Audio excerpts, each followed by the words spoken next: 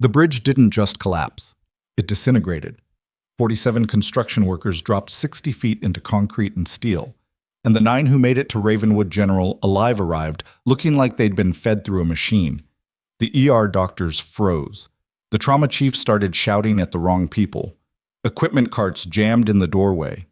And in the middle of all of it, the one nurse everyone had spent 3 weeks treating like she was invisible stepped forward, looked at the worst of the 9, and said, with a voice nobody in that room had ever heard from her before, "Move, now, I've got him."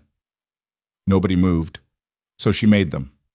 Before we go any further, if you're new here, hit that subscribe button right now because this channel is where ordinary people turn out to be anything but.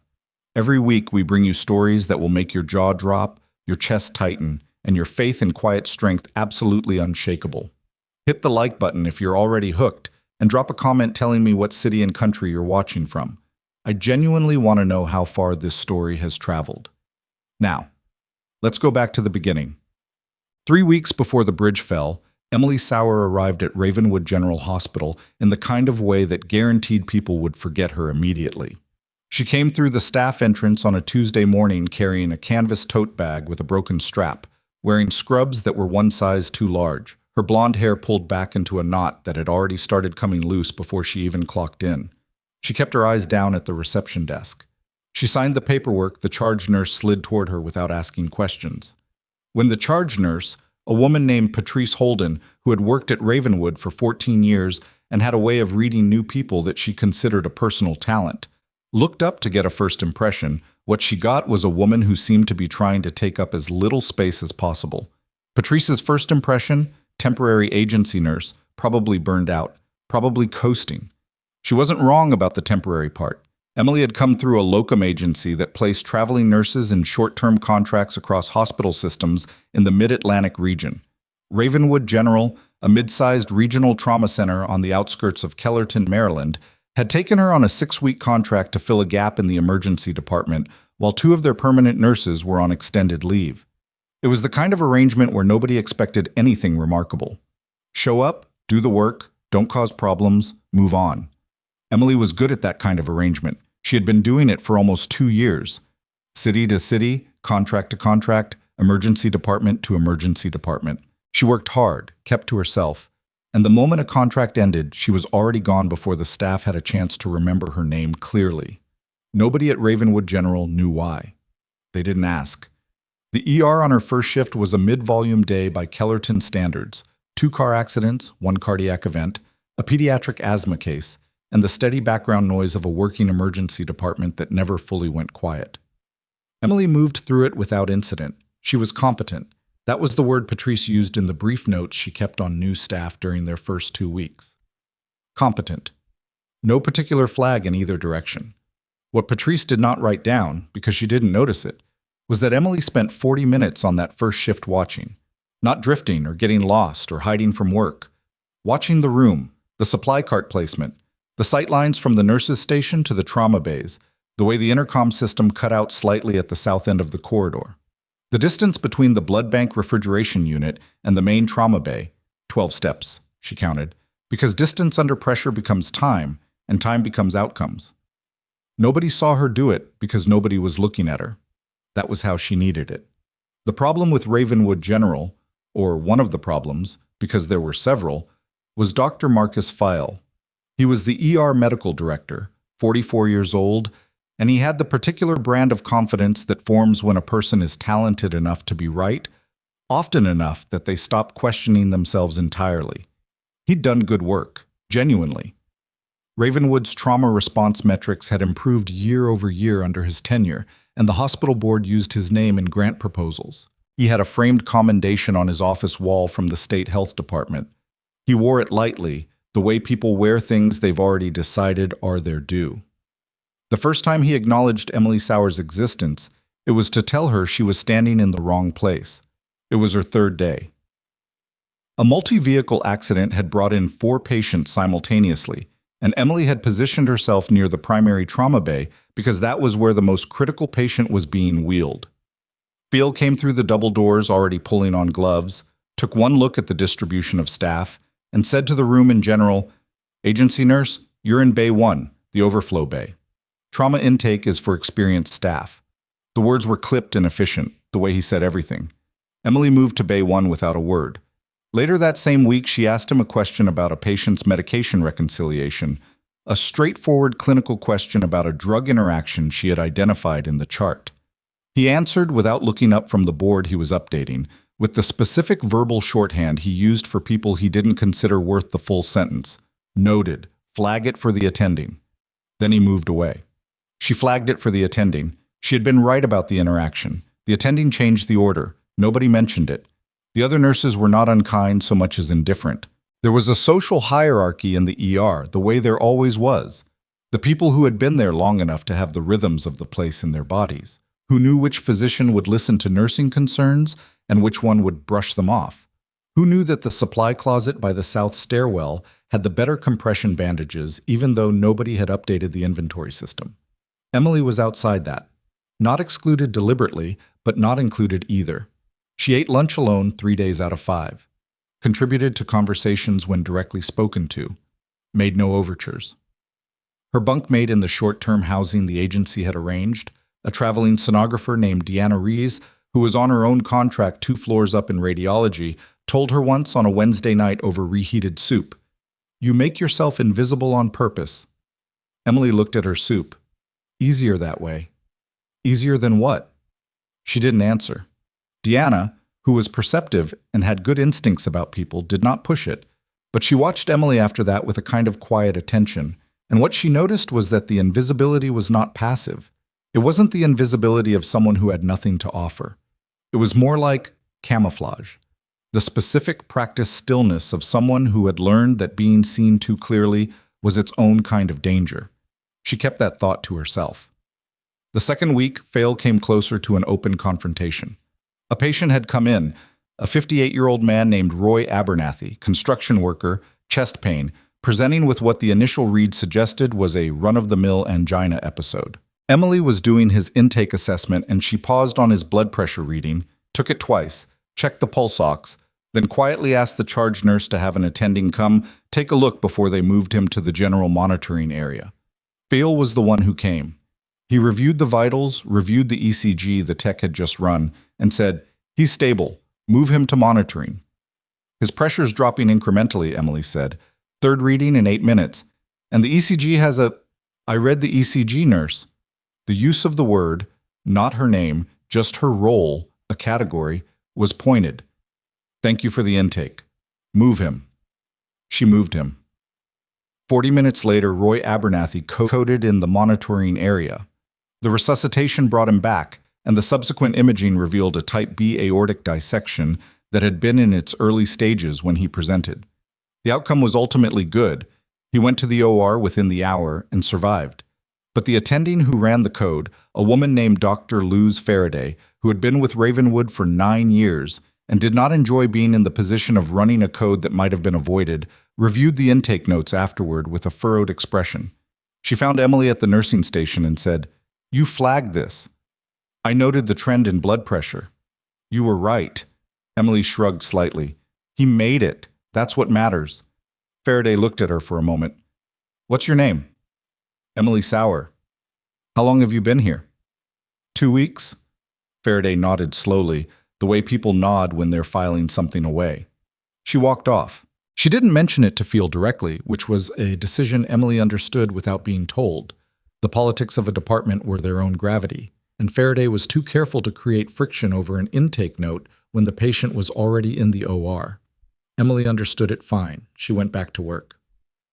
The third week, Fail stopped being merely dismissive and started being something closer to actively hostile, though he would not have used that word for it. He would have called it management, maintaining standards, not letting a temporary agency placement drift outside her defined role. What it looked like from the outside was that every time Emily was in proximity to a complex case, he found a reason to redirect her. She was assigned to lower acuity patients. Her charting was reviewed with a granularity that did not apply to other nurses. Once, during a team handover, he corrected something she said in a way that was technically accurate but tonally designed to remind the room that she was a guest here, that her read on things was secondary, that she should be listening more than speaking. She listened. She watched. She kept her hands busy and her face neutral, and she did her work with the meticulous, unhurried precision of someone who had been trained to function under conditions that would make most people fall apart. Nobody at Ravenwood General knew what those conditions looked like.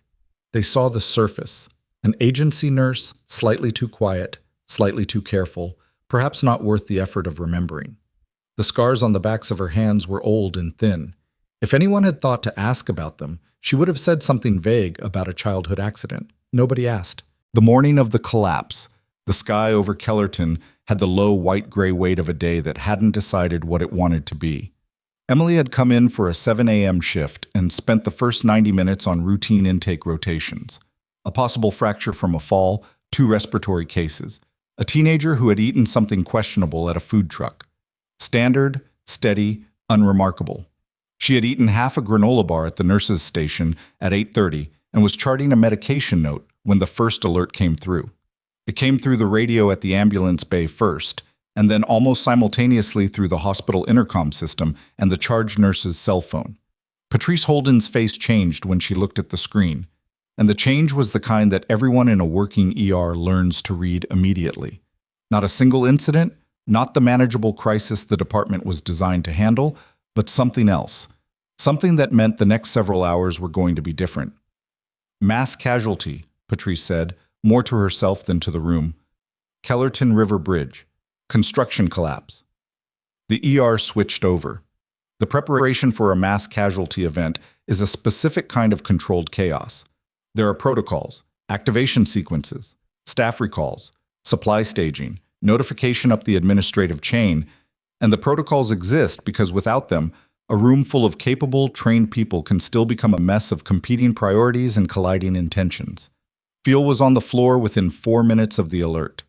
He started issuing assignments with the rapid authority he was genuinely good at, and for a few minutes the room moved the way it was supposed to move. Emily took her assigned position at the intake staging area near the ambulance bay doors and waited. The first ambulance arrived at 8:57.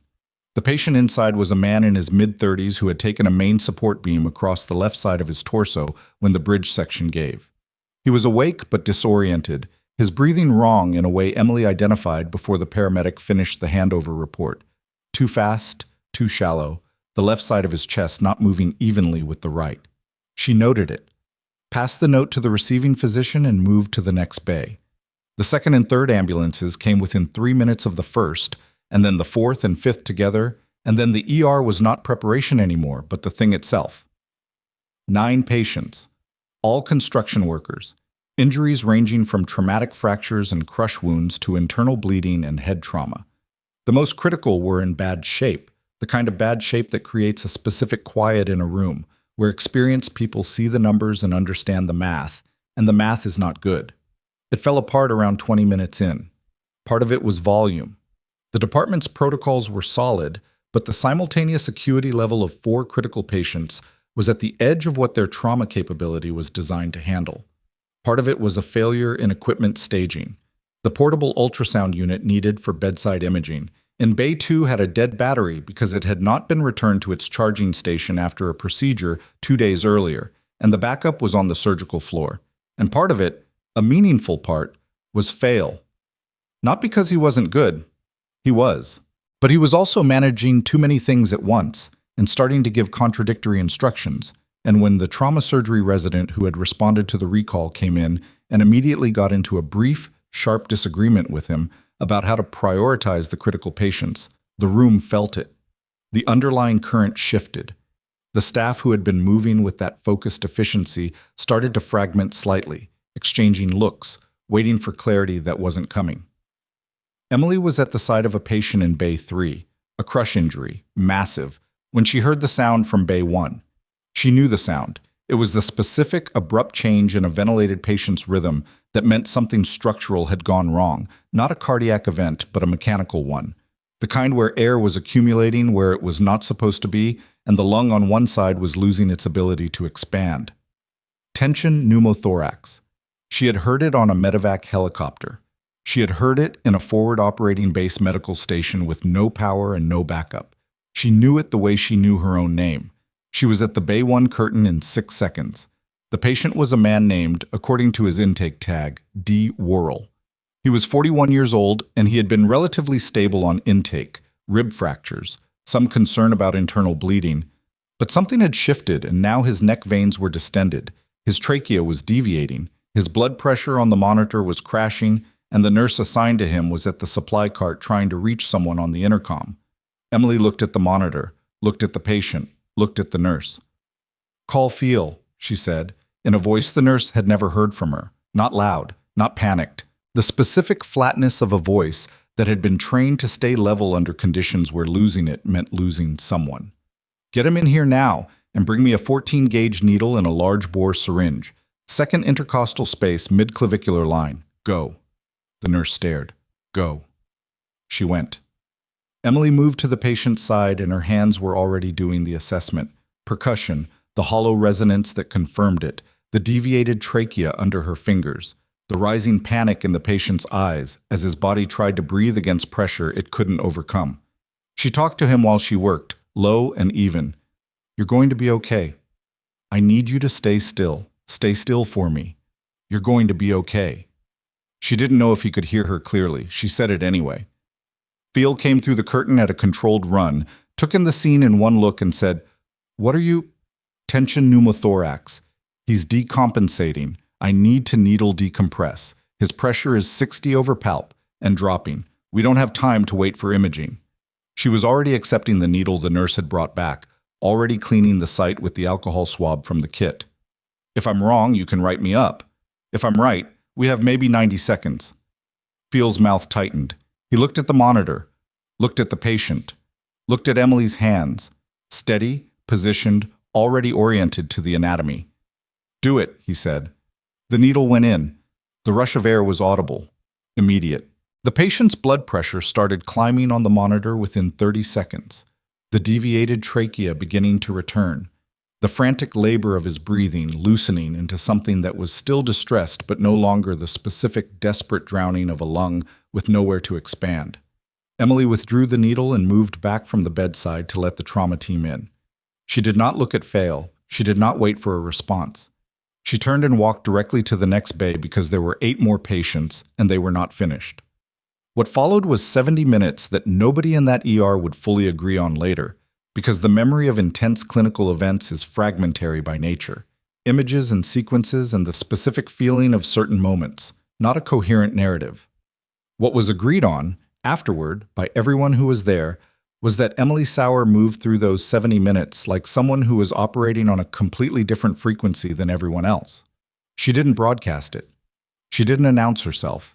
She worked alongside physicians, and she worked around physicians, and she anticipated failures before they became failures. And she never, in those 70 minutes, raised her voice or lost the flat steadiness that had replaced the nervous, downward-looking agency nurse who had come in that morning with the broken strap tote bag. A femoral bleed she identified in a patient whose external injuries had distracted the initial evaluation. A medication dosing error she caught before it was administered, called out to the resident quietly, without drama. A secondary head trauma patient who had been triaged lower because his initial presentation was less dramatic than the others, whom she flagged based on a pupil asymmetry she noticed during a pass-through. She did not try to lead the room. She did not take over. She functioned in the specific mode of someone who had trained for mass casualty events in conditions where the resources were worse and the backup was non-existent, and who had learned that the highest value action in a chaotic environment was usually not to be louder, but to be more precise. At the end of 70 minutes, all 9 patients who had arrived from the Kellerton River Bridge collapse were alive and had been either stabilized or handed off to surgical teams upstairs. The ER settled into the kind of quiet that follows extraordinary effort. Not silence, but a lower register, the hum of equipment, and the movement of staff who had been running on something other than ordinary energy and were beginning to feel the withdrawal of it. Emily was at the charting station updating her documentation. Phil stood in the middle of the ER floor and looked at her. She was writing as if it were any other shift, back slightly curved, hair still half escaped from the knot, scrubs still too large, her hands moving over the keyboard with a focused, unhurried efficiency. He opened his mouth, closed it. He had 6 things he wanted to say and could not find the right order for any of them. Patrice Holden appeared at his shoulder. She had been watching too. She said quietly, without looking at him, "I want to revisit some of the assignments. I think I may have misjudged something." Field didn't answer. Across the room, Emily finished a charting entry, scrolled up to verify it, and then paused. Her hands went still on the keyboard for a moment. Not long, 2, 3 seconds. Just long enough for something to cross her face that the specific controlled blankness of those 70 minutes had not allowed. She erased it before anyone who was watching could name it. Then she pulled up the next chart. What nobody in that ER knew, not Patrice, not Fail, not Dr. Luz Faraday, who was watching from the doorway of the trauma surgery corridor, was that the pause had nothing to do with exhaustion. It had to do with a phone.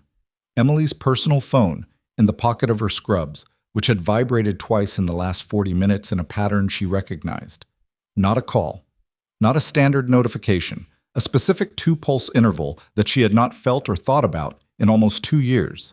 She had not set that pattern herself. Someone else had. And the only people who knew that pattern were people who were supposed to believe she was dead. She pulled up the next chart and typed the first line of the documentation with the same mechanical steadiness she had maintained for the past hour, and the phone in her pocket did not vibrate again, and she told herself that meant nothing, that she had misremembered the pattern. The 2 years of deliberately ordinary living had made her paranoid about things that were no longer her problem. She almost believed it. The shift ended at 3 in the afternoon, technically, though the word ended did not quite apply to what happened when the volume dropped and the ER settled and people began the gradual process of returning to their bodies after an event like the one they had just worked through. Staff drifted toward the break room. Someone ordered food, sandwiches from the place 2 blocks over, a standing tradition after mass casualty activations, paid for out of a departmental fund that Patrice had been quietly managing for years. People sat in chairs and did not talk much, which was normal. The processing of intense shared experience tends to happen in silence first and language later. Emily did not go to the break room. She finished her charting, logged her timesheet, retrieved her bag from the locker she had been assigned, and walked out through the staff entrance into the low, white-gray afternoon. The air outside had the particular coolness of Maryland in early October, the smell of wet leaves somewhere nearby, the distant sound of traffic on the main road 2 blocks east.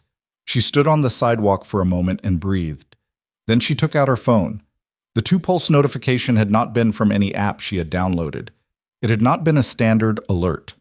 The pattern, 2 vibrations, a pause of exactly 4 seconds, then 2 more, had been a contact protocol she had used during the last 18 months of her operational life, a way of initiating a check-in that was designed to look like a misfired notification to anyone who happened to see it. You programmed it into a contact. You used it when you couldn't call. You used it when you needed someone to know you were there, or when you needed to signal that you needed to talk. And the signal was so embedded in the specific operational context where it had been used that nobody outside of that context would recognize it. She had 4 contacts who knew that pattern. One of them was her.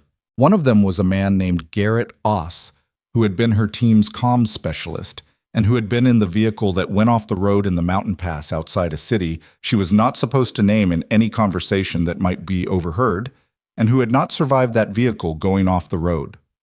One of them was a woman named Priya Bandyopadhyay, who had been her commanding officer, and who was, by the last official communication Emily had received through a cutout contact 8 months ago, somewhere in a federal medical facility recovering from injuries sustained in the same incident. The fourth was a man she had not thought about by name in almost 2 years, because thinking about him by name was a habit she had made herself break.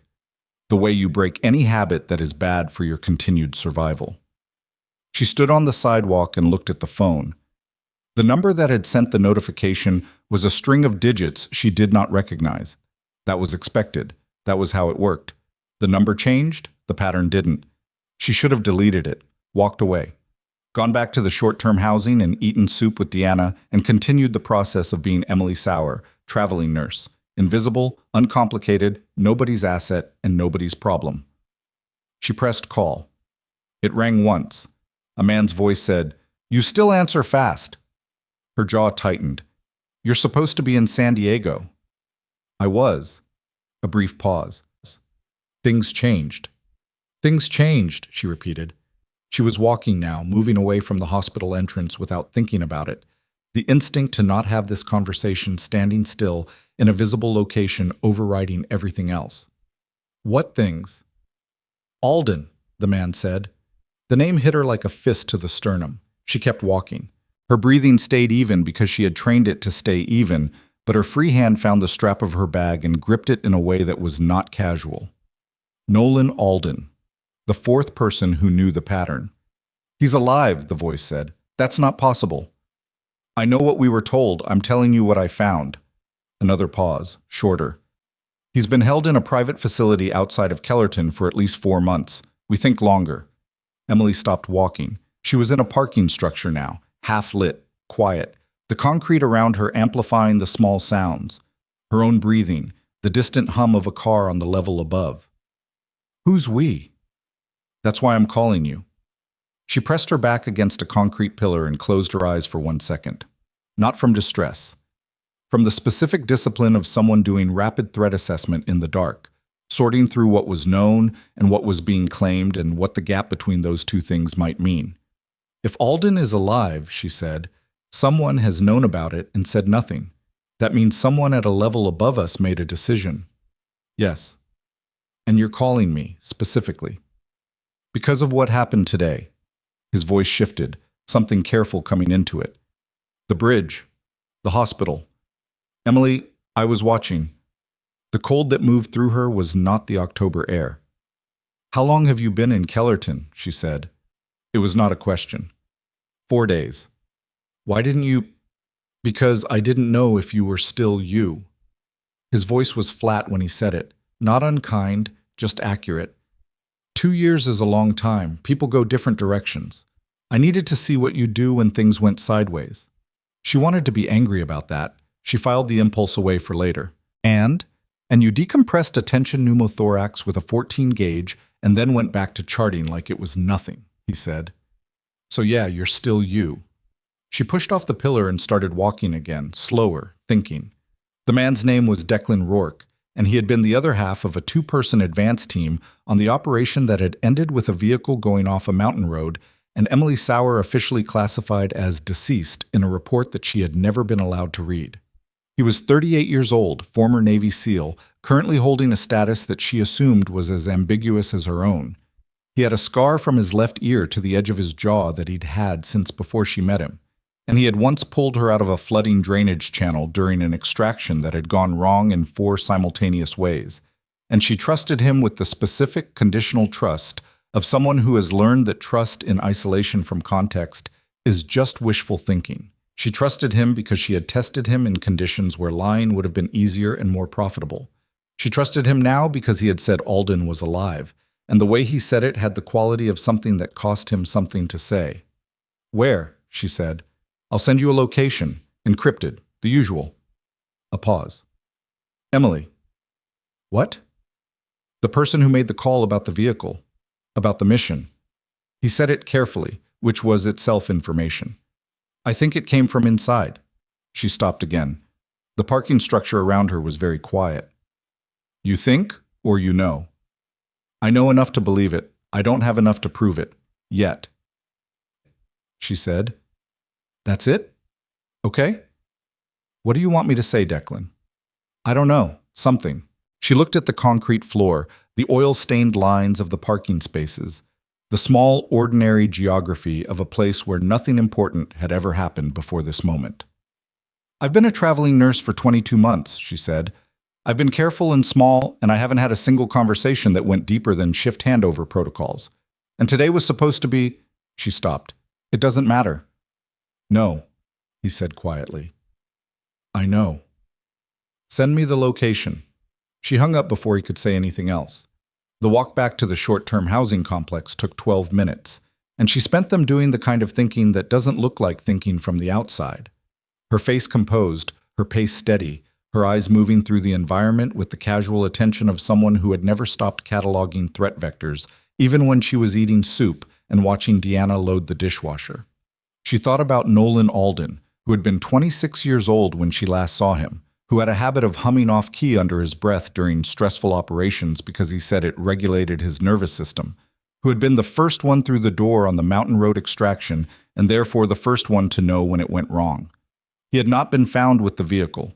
The official position had been that the impact and the conditions had made a full recovery impossible. She had grieved that in the specific, buried way she grieved everything. Not loudly, not with any of the ceremonies she had been told grieving required, but in the steady erosion of something she hadn't fully known was there until it was absent. She had put his name in a part of her memory.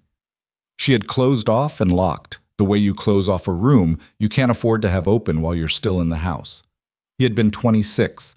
If Declan was right, he was still 26 somewhere in a private facility outside of Kellerton, and he had been there for 4 months at minimum, and she had been 12 minutes away, working short-term contracts and eating granola bars at the nurse's station. She got to the housing complex and went directly to her room. Deanna was on shift until 7. The room was empty. Emily sat on the edge of the bed and looked at her hands. The scars on the backs, thin, pale, old enough to have lost the redness that new scars carry, tracked the specific pattern of shrapnel from a device that had gone off 6 inches from where it would have killed her. She had been 29 when she got them. She would be 32 in February. In between those 2 points was a life that she had spent 3 years living in one mode and 2 years trying to forget she knew how to live. She looked at her hands until her phone buzzed with the encrypted file from Declan. Then she opened her laptop. She was not supposed to have the software that allowed her to open that file. The software existed in a legal category she preferred not to examine closely. She had kept it because there was a version of herself, buried under the agency nurse paperwork and the broken strap tote bag, that had never fully committed to the idea that she was done. She opened the file. The location was a converted warehouse facility on the industrial margin of Kellerton's eastern edge, roughly 9 kilometers from Ravenwood General. It had traded hands twice in the last 3 years, according to the property records Declan had attached, currently registered to a private security consulting firm with a name she didn't recognize and a registered agent address in Virginia that she'd seen used before on entities with unclear parentage. Satellite imagery, probably pulled from commercial sources, showed a facility that looked unoccupied from the outside. No vehicles in the lot, boarded windows, the kind of deliberate disuse that was itself a message. She'd been in buildings that looked like that before. 3 pages of the file were personnel records, fragments, incomplete, the kind of thing you pulled from sources that weren't supposed to be pulled. Names she didn't recognize, mostly. Contractors. Former military. One name that she did recognize, at the bottom of the 2nd page, attached to a job title that made the space behind her sternum go tight. The name was Harlan Bowes. She had not thought about Harlan Bowes in a long time. She had tried not to. Bowes had been a senior operations planner in the unit that had run the mission on the mountain road. He had been the one to file the mission parameters. He had been, technically, among the people who had approved the operational design. He had also been the person who sent the team into the mountain pass without the backup extraction point they had requested.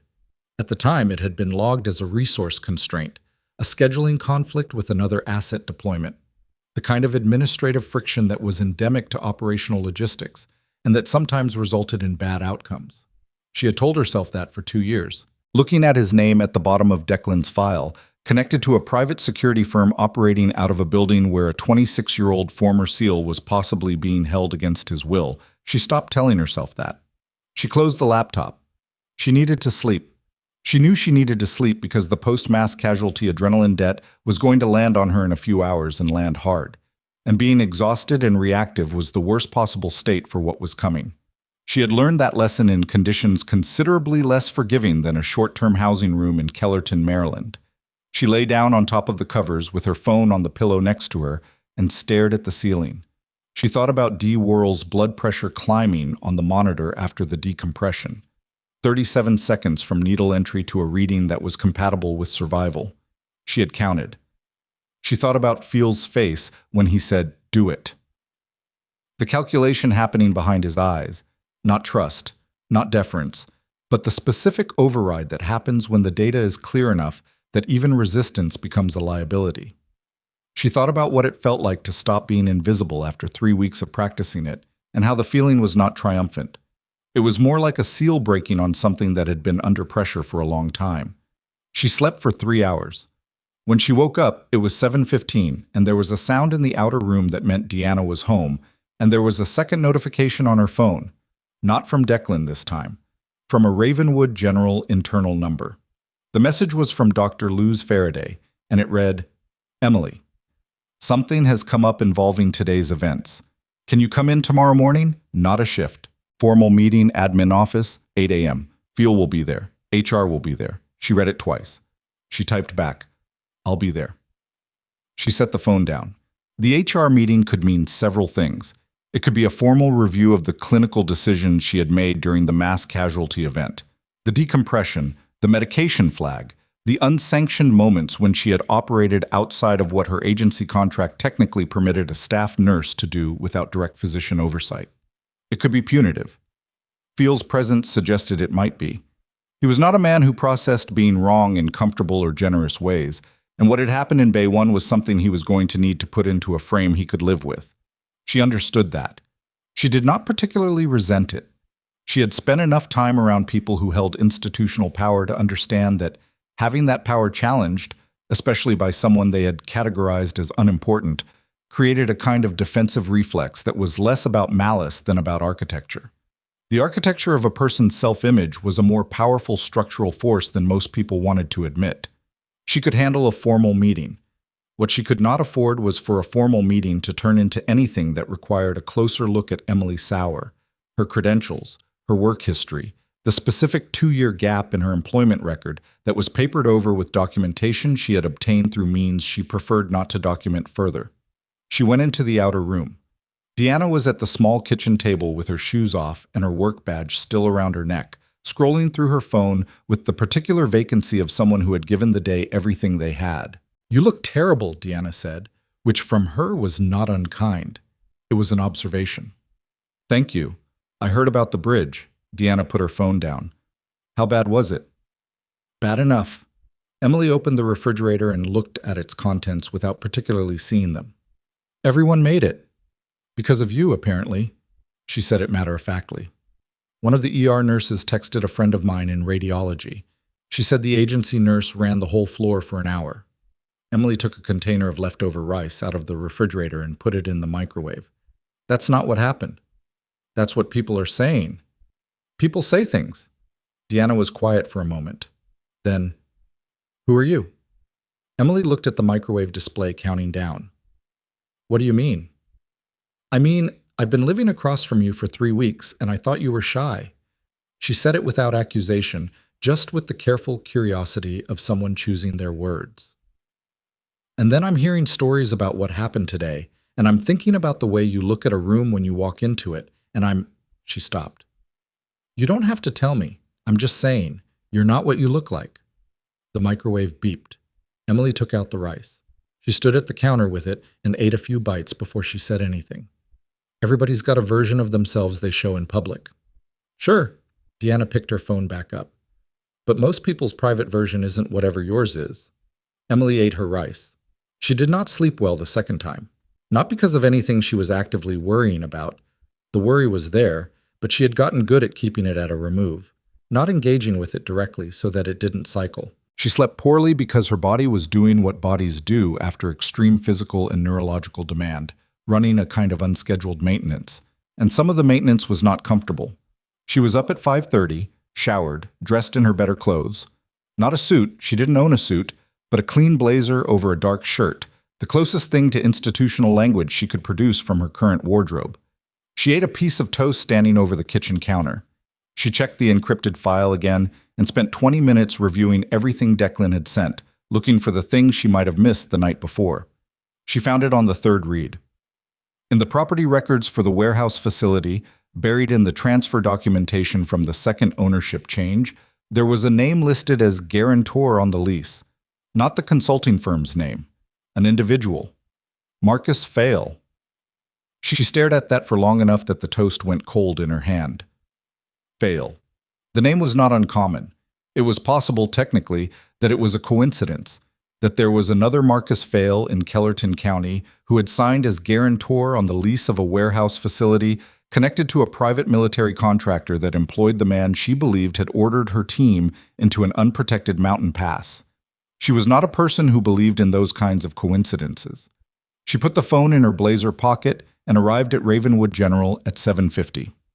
The administrative offices were on the third floor, separated from the clinical areas by a corridor that smelled of carpet cleaner and institutional restraint. She gave her name to the assistant at the front desk and was directed to a conference room, the larger one, not the small room used for routine HR meetings, which told her something about the scale of what they'd assembled.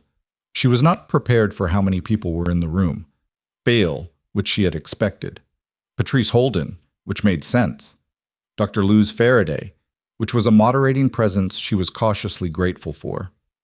Two people she didn't recognize who had the legal team look, suits, folders, expressions designed for neutrality. And one more, at the far end of the table, who was not a hospital employee. He was wearing civilian clothes, but civilian clothes on a frame that had never fully left the military. The posture was built in too deep to disappear regardless of what you put over it. He was in his late 50s, broad-shouldered, with gray at his temples, and a very calm face, and he was watching Emily with the specific attention of someone who had known exactly who was going to walk through that door. Emily took the seat she was offered, across from Fail. Fail looked at her with an expression she couldn't fully read, which was new. For 3 weeks, his expressions toward her had been uncomplicated. The senior HR person opened a folder and said, "Emily, thank you for coming in. We wanted to talk about yesterday's events, specifically regarding clinical decisions made during the mass casualty event that may have exceeded your sanctioned scope of practice under your agency contract." "Before we do that," the man at the end of the table said. Everyone looked at him. He had not moved. He was still watching Emily. His voice was conversational and unhurried, and it contained an authority that was not borrowed from the room. "I need to know," he said, "if anyone here has done a background check on this woman beyond what the agency provided." Silence. Feel's expression changed. The man reached into the interior pocket of his jacket and produced a credentials wallet, which he set on the table and opened in a single practiced motion. The badge inside was not a hospital ID. "My name is Thaddeus Crane," he said. "I'm with the Naval Criminal Investigative Service, and I've been looking for the woman sitting across from Dr. Feel for approximately 7 months. He closed the wallet and set it flat on the table. "Now, does anyone want to revise what this meeting is about?" The room did not act the way rooms react in movies, with gasps and sudden movement, and people pushing back their chairs. It went quiet in the specific way that a space goes quiet when the organizing principle of everything in it has just been replaced without warning. A held breath stillness, everyone recalibrating, nobody wanting to be the first person to say the wrong thing. Feel was the first to speak, and what he said was, "I don't understand." Crane looked at him with the patient expression of someone who had explained things to people who didn't understand for a very long time. "Dr. Feel, you are the ER medical director of this hospital." "Yes." "And this woman has been working in your emergency department for 3 weeks." "On a temporary contract, yes, through an agency. I'm aware of the contract." Crane's voice was not raised. It did not need to be. "I'm asking whether, at any point in the last 3 weeks, you made any inquiries beyond the agency documentation, background, prior employment, military service record." A pause. "That's not typically—" "No," Crane said. "I know it's not." He looked at Emily then, and what was in his face was not what she had been bracing for. It was not accusation. It was something more complicated than that, something that had the texture of regret in it, though he was managing it carefully. "Emily, I need you to understand something before we go any further." "All right," she said. "I'm not here to bring you in. I'm not here to reclassify you or rescind anything. I've been trying to find you for 7 months, because 3 months ago we received intelligence that changed the official record on your mission." He picked up the credentials wallet and turned it over in his hands once, the way people handle objects when they're managing the physical energy of a difficult conversation. "The vehicle incident, the mountain pass." He set the wallet down. "It wasn't an accident." She had known that since she was 22 minutes into reading Declan's file the night before. She had known it in the suspended, theoretical way you know things you don't yet have the full evidence to confirm.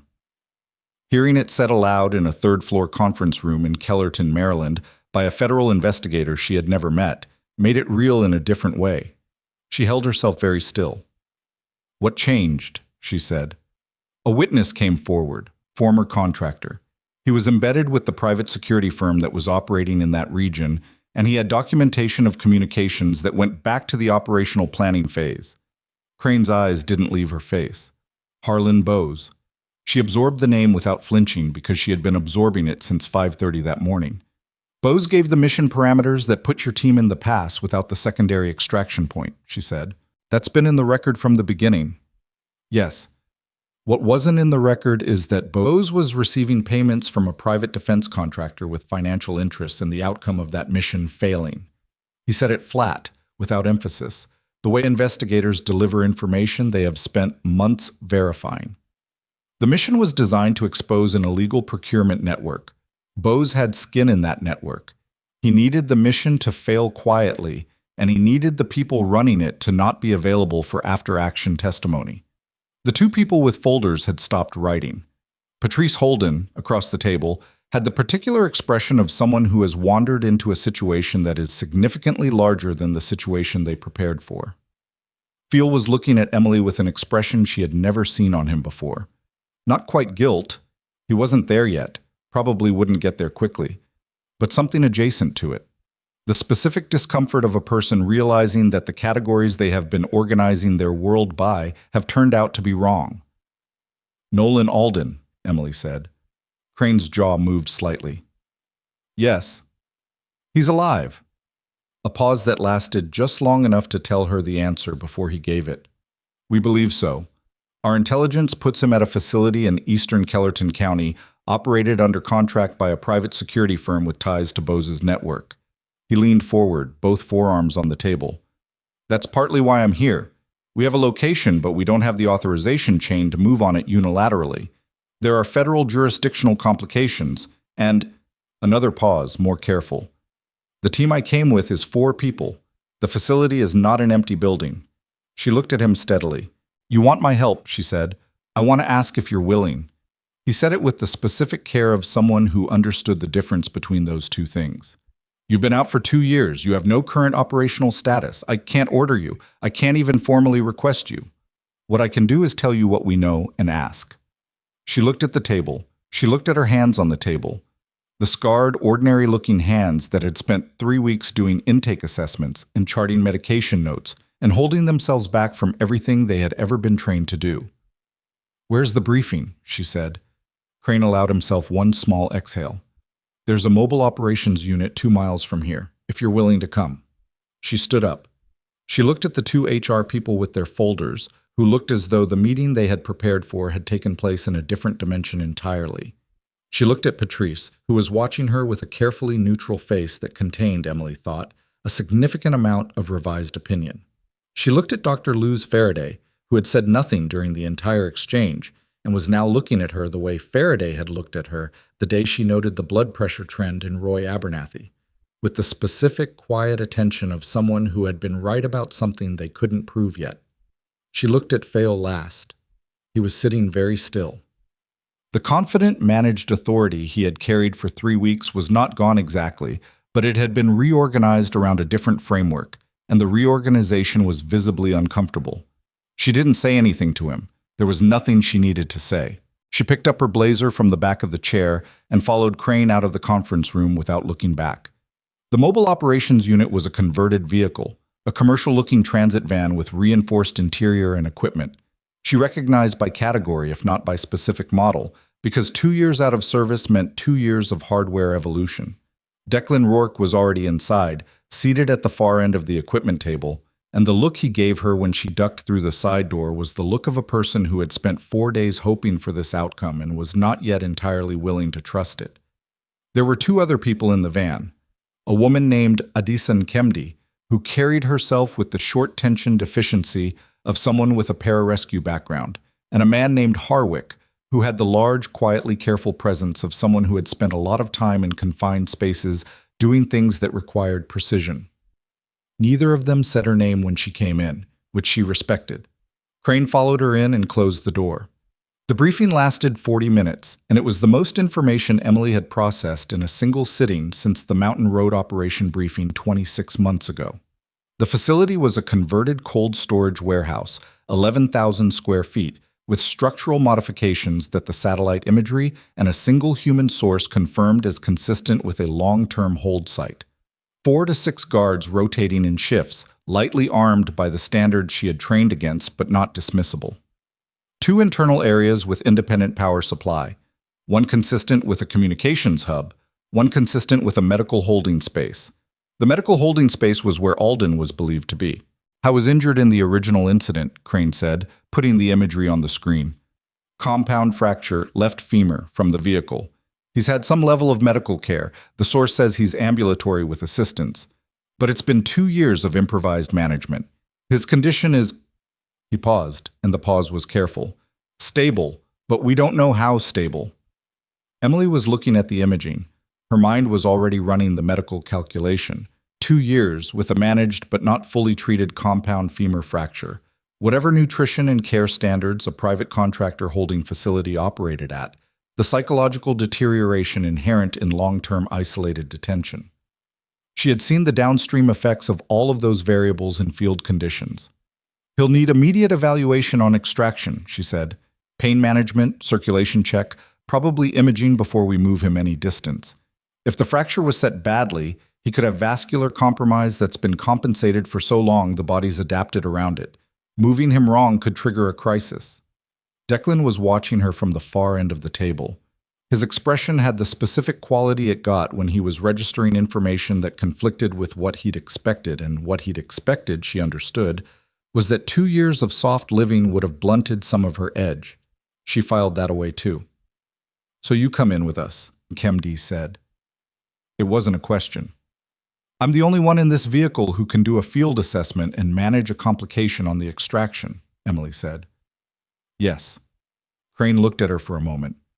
"You understand this is outside any official framework. If it goes wrong, I've done things outside the official framework before," she said. "We all know how that went. I'll take my chances." That was the end of the debate, such as it was. They moved that night. Not because the timeline demanded it urgently, but because intelligence on hold sites had a half-life. Once a location was known to federal investigators, even investigators operating in a jurisdictional gray area, the people running the site had a way of sensing the shift in the atmospheric pressure. Crane had been sitting on the location for 3 days while he tracked Emily down. 3 more hours was probably fine. 3 more days was not a risk she would have taken, and he knew it. She spent the hours before the operation in the van, reviewing the floor plan and the imaging and the operational design that Crane's team had drafted.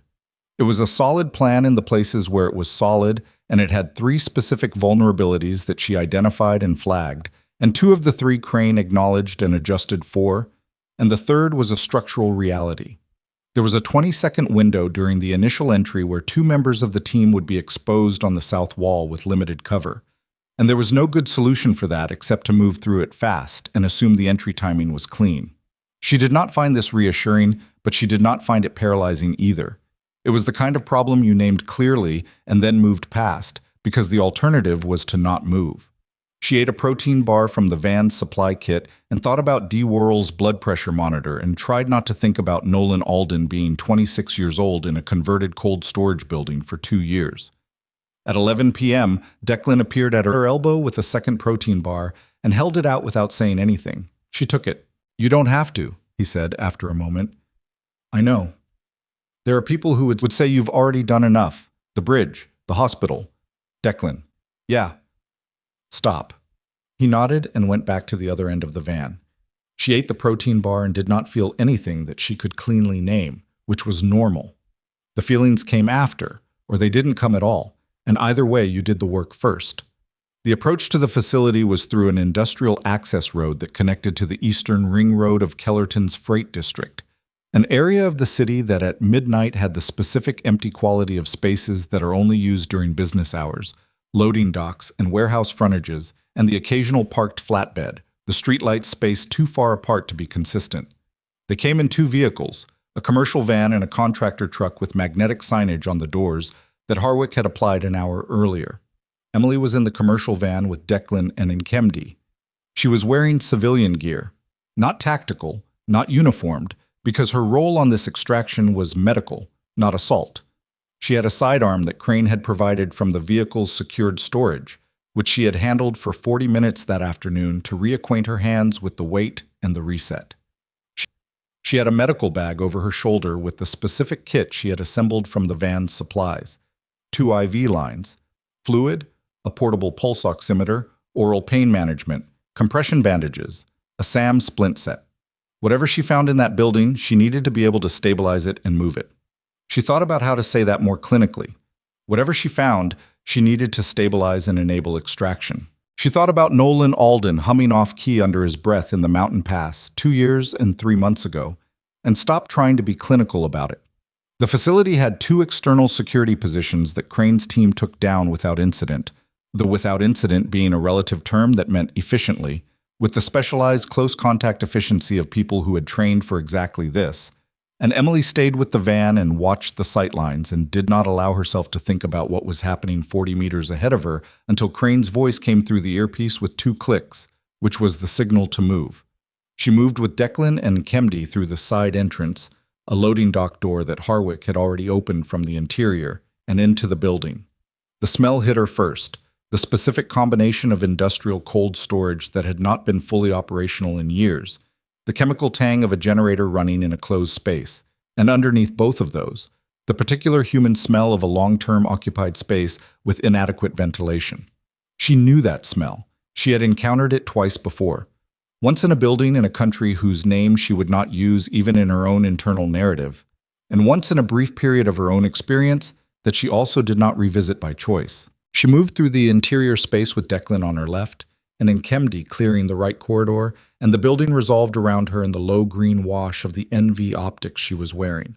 Equipment she had borrowed from Crane's kit without discussion, shelving units in the main body of the warehouse, floor-stained concrete, a string of LED work lights running toward the far end of the building where the internal walls had been constructed. There were 2 internal rooms. Harwick and Crane were handling the communications hub on the left. Emily went right. The door was a standard interior commercial door, locked from the outside with a keyed deadbolt, and Declan had it open in under 10 seconds. She was already moving her hand to the light switch because the NV optics were not what she needed for what came next. The lights were fluorescent, the kind that buzz slightly when they come on, and the room resolved in sections, a cot against the far wall, a folding table with the remnants of a meal, a portable toilet in the corner, a small electric heater that was running, and on the cot, the shape of a person who had turned his face toward the door at the sound of the lock. He was thinner than she remembered. The hair was longer and had grown in irregularly, the kind of thing that happens when you cut it yourself with inadequate tools. He had a beard he hadn't had before. He was lying on his side because she understood immediately from the way his body was arranged around his left leg. Being in any other position for extended periods was uncomfortable enough that he defaulted to the one that managed the pain best. He was alive. I was looking at her with the expression of a person whose mind was doing the rapid, disorienting recalibration of someone who has been in isolated detention long enough that new stimuli require significant processing time. She crossed the room in 6 steps, set the medical bag on the table, and crouched at his level. "Nolan," she said. His mouth opened. Nothing came out for a moment. Then, "You're dead." "No," she said. "I'm not." She put 2 fingers on his wrist for a pulse, present, irregular from stress, not dangerously so. His skin was cool. She looked at the leg, at the shape of it under the thin blanket, and she could see from the angle alone that the fracture had healed, but not well. "I'm going to look at your leg.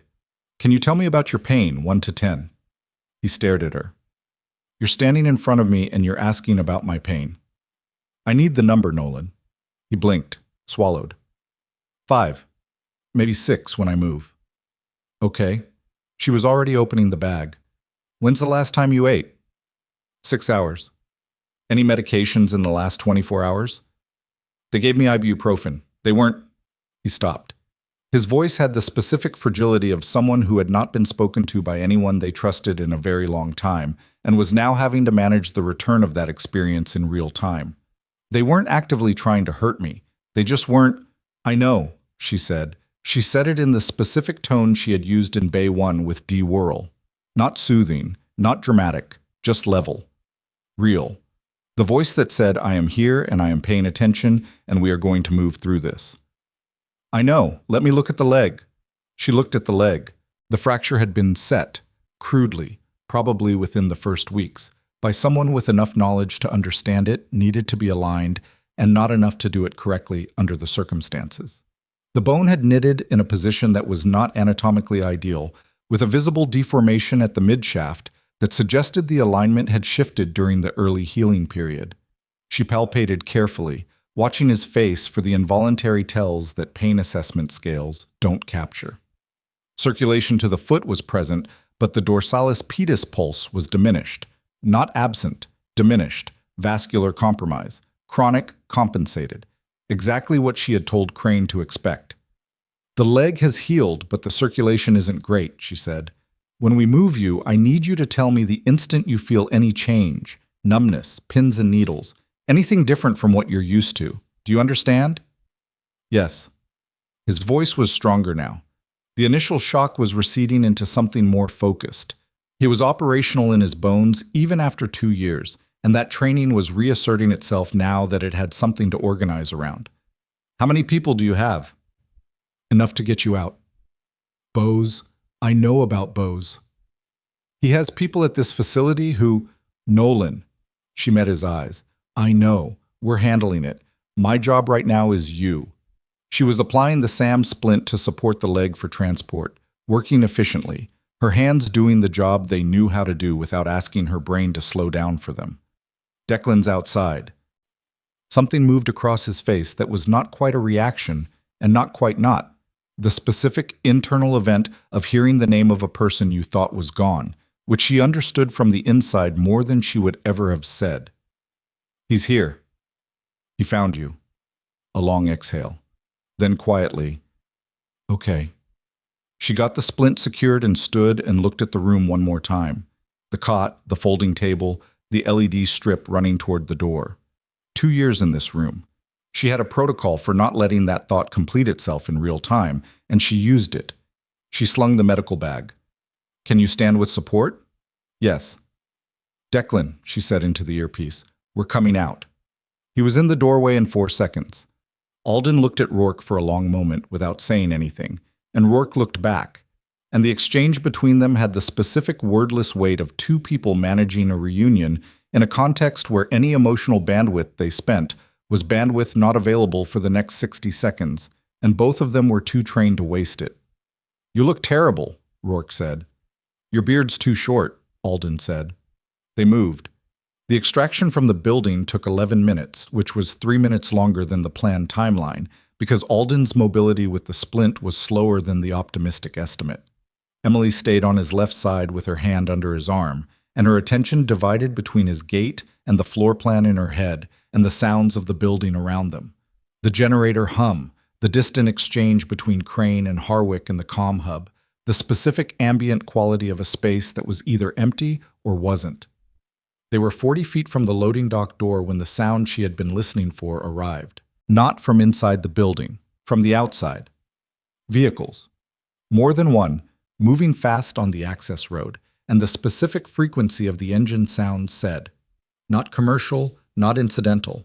Someone who had been notified was arriving with a timeline of their own, and the timeline was now. Crane's voice in her earpiece. "We have incoming, multiple vehicles, east access, move." Emily looked at Alden. He had already adjusted his weight, already reading the situation from her body and from the change in Rourke's posture, his jaw set against whatever the adjustment to his pace was costing him. "How far?" she said. 30 seconds, Crane said. She made the calculation in the specific rapid way that mass casualty triage had refined and 2 years of civilian life had not erased. Alden's mobility, the distance to the door, the cover options in the loading dock, the medical risk of moving him faster than the splint and his vascular situation supported. "Move," she said to Alden, and to her own body, and to the 20 seconds of space between where they were and where they needed to be. They made the loading dock with 12 seconds to spare. Nkemdi pulled the door shut behind them, and Harwick was already in the driver's seat of the contractor truck, engine on, and Crane came through the secondary exit at a controlled run with a case under his arm that Emily identified as the communications hub hardware, which meant he had pulled the evidence they came for. She was getting Alden into the back of the van, managing the leg, when she heard the first vehicle brake hard outside the facility's front. Then a second. Then voices. Not shouted, but directed.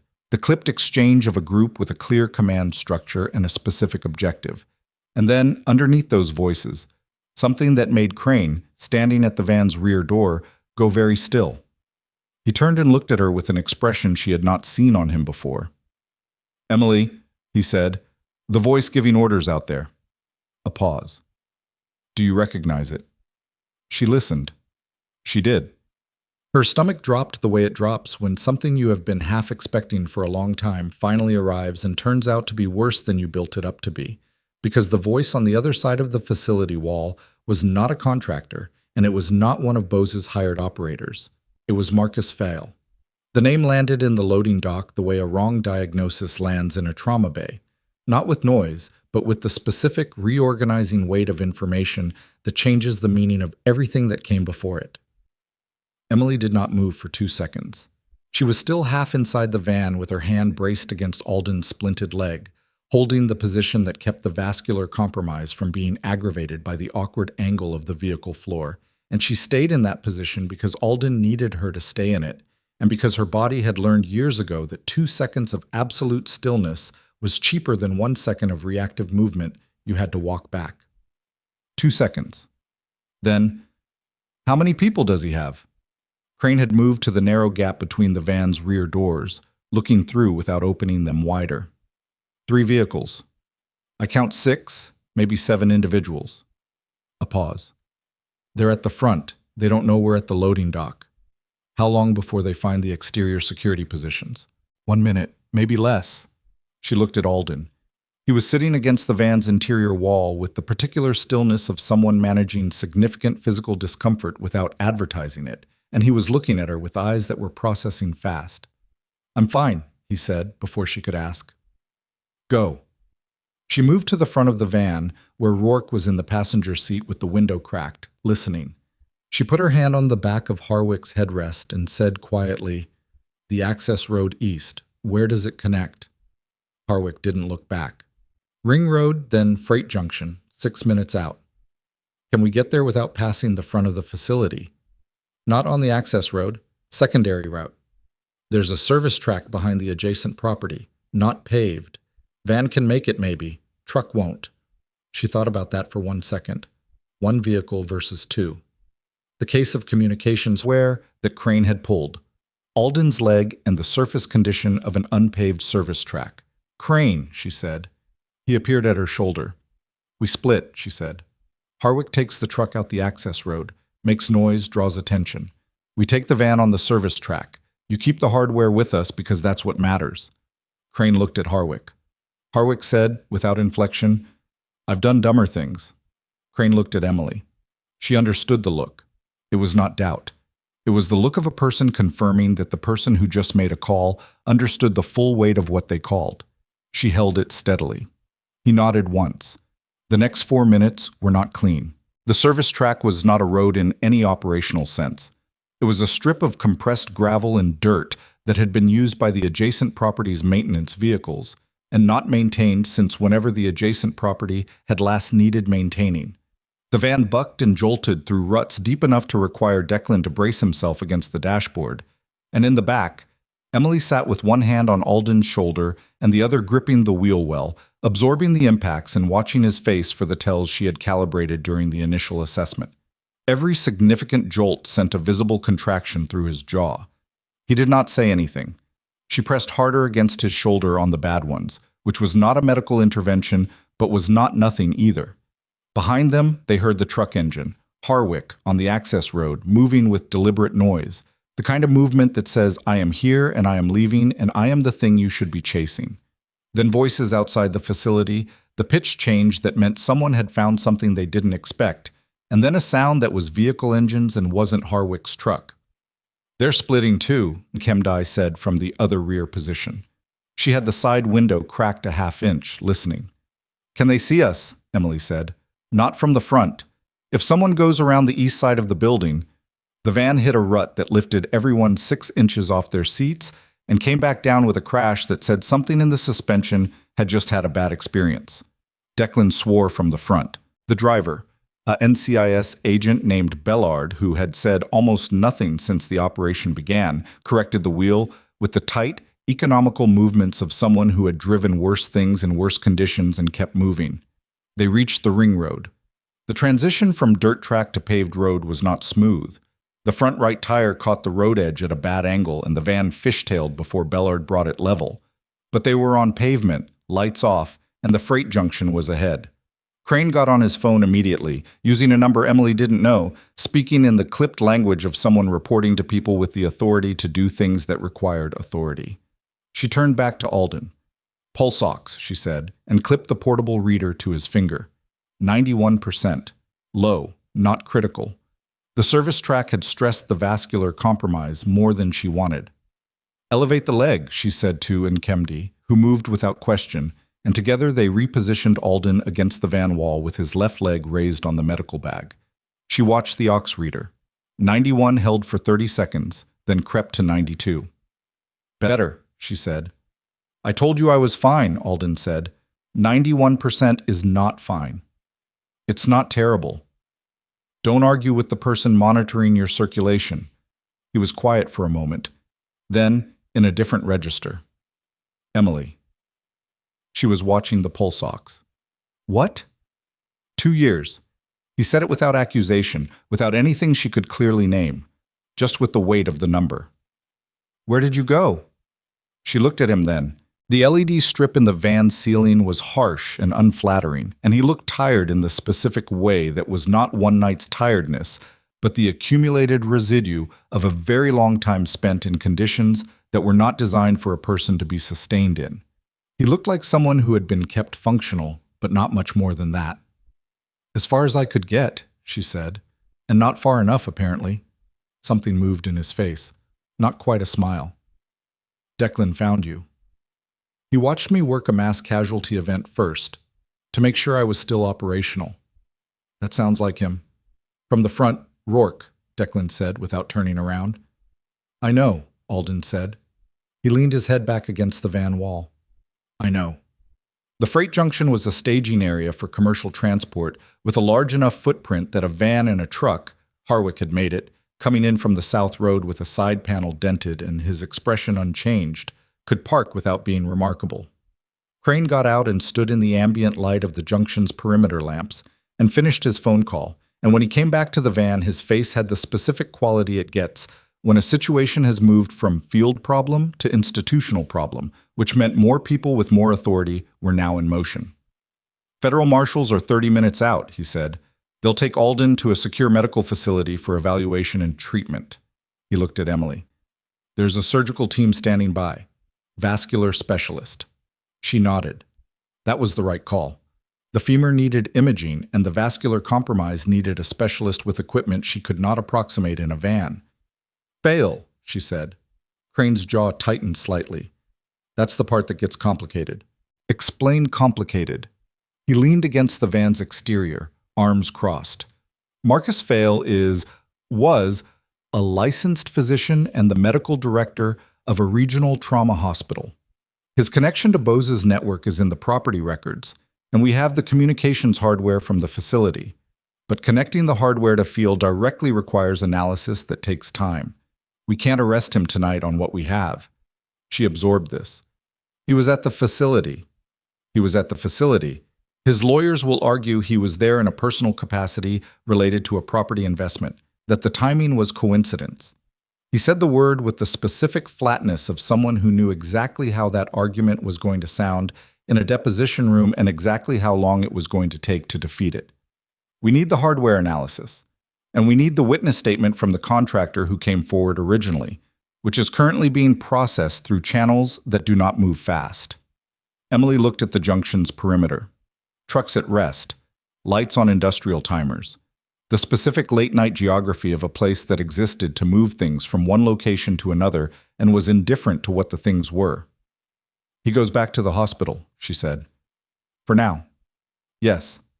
She thought about that. Fail returning to Ravenwood General, to the third-floor conference room and the department he ran and the patients who moved through it. And she did not let herself feel what she felt about it fully, because feeling it fully was not useful right now.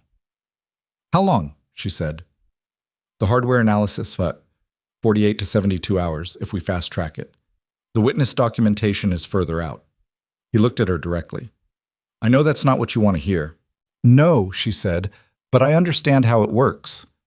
What she did not say was that she had spent 2 years understanding how it worked and finding that understanding inadequate, and that 48 hours felt like a very long time to be in close proximity to a man who had been in the building where Nolan Alden was held for 2 years, and that she was going to need to manage that gap very carefully. The marshals arrived in 32 minutes. They were efficient and professional, and one of them, a woman named So, spoke to Alden directly, and with a specific respect that Emily noticed and was grateful for, because Alden had been through enough institutional handling to last several lifetimes, and deserved the version of it that remembered he was a person. Before they loaded him into the transport vehicle, he caught Emily's arm. She stopped. The communications hub, he said quietly. Whatever's on those drives. He looked at her with the clearest eyes she had seen from him all night. The fatigue was still there. The physical cost of the move was visible in the line of his mouth, but underneath it was the focused attention of someone who had spent 2 years in a room with very little to do except think. I heard them talking, Bose and the people he called. There's more on those drives than the facility operations. He tightened his grip slightly. There are names. People above Bose. People who signed off on keeping me there after the first 6 months. When Bose came back and told them I was still... He stopped. Recalibrated. Just make sure Crane knows to look for the layered files. They used a partition format that looks empty on a standard scan. She looked at him. How do you know that? A ghost of something crossed his face. I had a lot of time to listen through walls. She put her hand over his on her arm for 1 second. Then she stepped back and let So's team do their job. She watched the transport vehicle until it turned out of the freight junction and its taillights disappeared. Then she turned to Crane. Layered file partitions. He says it looks empty on standard scan. Crane looked at the case of hardware under Harwick's arm. Then he got on his phone again. The next 36 hours were the kind of waiting that could not be described as inactive, because there was nothing passive about them, but that also could not be described as movement, because the primary motion was institutional rather than physical. Crane's team processed the hardware at a federal facility 20 miles outside Kellerton. Emily returned to the short-term housing complex at 4 in the morning and sat on the edge of her bed in her blazer and looked at the wall for a long time before she took the blazer off and lay down. She did not sleep. She was back at Ravenwood General by 7 a.m., not because she had been asked to come back, because she had a contract that ran for 3 more weeks, and because the alternative, sitting in her room while the institutional machinery ground through its timeline, was something she was not built to do, and because there was something she needed to understand about what returning to that building felt like now. It felt like what it was, a place where people needed care and where she could provide it, and also a place where a man who had been connected to a private detention facility had run an emergency department for years. And those two things existed in the same building simultaneously without canceling each other out, which was not philosophically satisfying but was accurate. Patrice Holden was at the nurses' station when Emily came through the staff entrance. They looked at each other for a moment. You came back, Patrice said. I have a contract. Patrice was quiet for a moment, rearranging something on the station surface that did not need rearranging. Fiel's in his office. He came in at 6. Emily nodded. He's been on the phone most of the morning. She nodded again and went to the locker room, changed into her scrubs, and came back to the floor. She worked her shift. It was a moderate volume day. A fractured wrist, 2 respiratory cases, a possible concussion from a sports injury. The ordinary catalog of an emergency department that was not in crisis. She worked it with the same focused, unhurried efficiency she had worked every shift for 3 weeks. And the difference now was that the staff around her were not indifferent to her the way they had been. They were watching her. Not hostile, not exactly warm. Something more careful than either. The specific attention you give something you have recently understood to be different from your original assessment. Patrice checked in twice, which she had not done before. Dr. Faraday stopped by the station once and said, "How are you doing?" Which was not a question she had asked before, and Emily said, "Fine, thank you," which was both a complete answer and not an answer at all. Fiel did not come to the floor. He stayed in his office with the door closed for 6 hours, which was unusual enough that 2 different staff members mentioned it independently in the way staff members mention things about their supervisors. Not conspiratorially, just noting the anomaly. Emily charted, assessed, handed off. She ate half a sandwich at 1 p.m. and thought about the hardware analysis timeline and whether Alden's information about the layered partitions would accelerate it, and what would be on those drives when someone found what was behind the empty scan layer. At 2:15, her phone buzzed. Crane. She stepped into the corridor and answered. "The partitions," he said. Alden was right. She turned toward the wall, lowering her voice. "What did you find?" 14 months of encrypted communications. Bose to 3 individuals above him in the chain. Operational directives. Financial transfers. A document that is either a contract or the closest thing to one that people like this put in writing. He paused. Emily. One of the names in the communications is a sitting federal official. She let that land. How senior? Senior enough that this is no longer a Kellerton matter. We're handing it up this afternoon. DOJ involvement, probably by end of day. She thought about what DOJ involvement meant for the timeline. It would accelerate some things and complicate others, and the complication that mattered most was whether it would delay or advance what happened to Fail. Fail, she said. His name appears in 4 of the communications, not as a principal, as a facilitator. He was managing the medical cover for the facility, monitoring Alden's condition remotely through a contact who was providing care on site, reporting back to Bose on whether the asset remained viable. A pause. That's the word they used. Viable. She pressed her back against the corridor wall and breathed through it. Viable. Nolan Alden, 26 years old, in a converted cold storage room, classified as viable in an encrypted communication sent to a man who had spent 3 weeks telling Emily she was standing in the wrong place. When, she said. Her voice was level. She was making it level. We're moving on Fail tonight. Federal arrest warrant. The DOJ wants to move before the senior official is notified, which means the window is small. Another pause. It's going to be public. The hospital will know.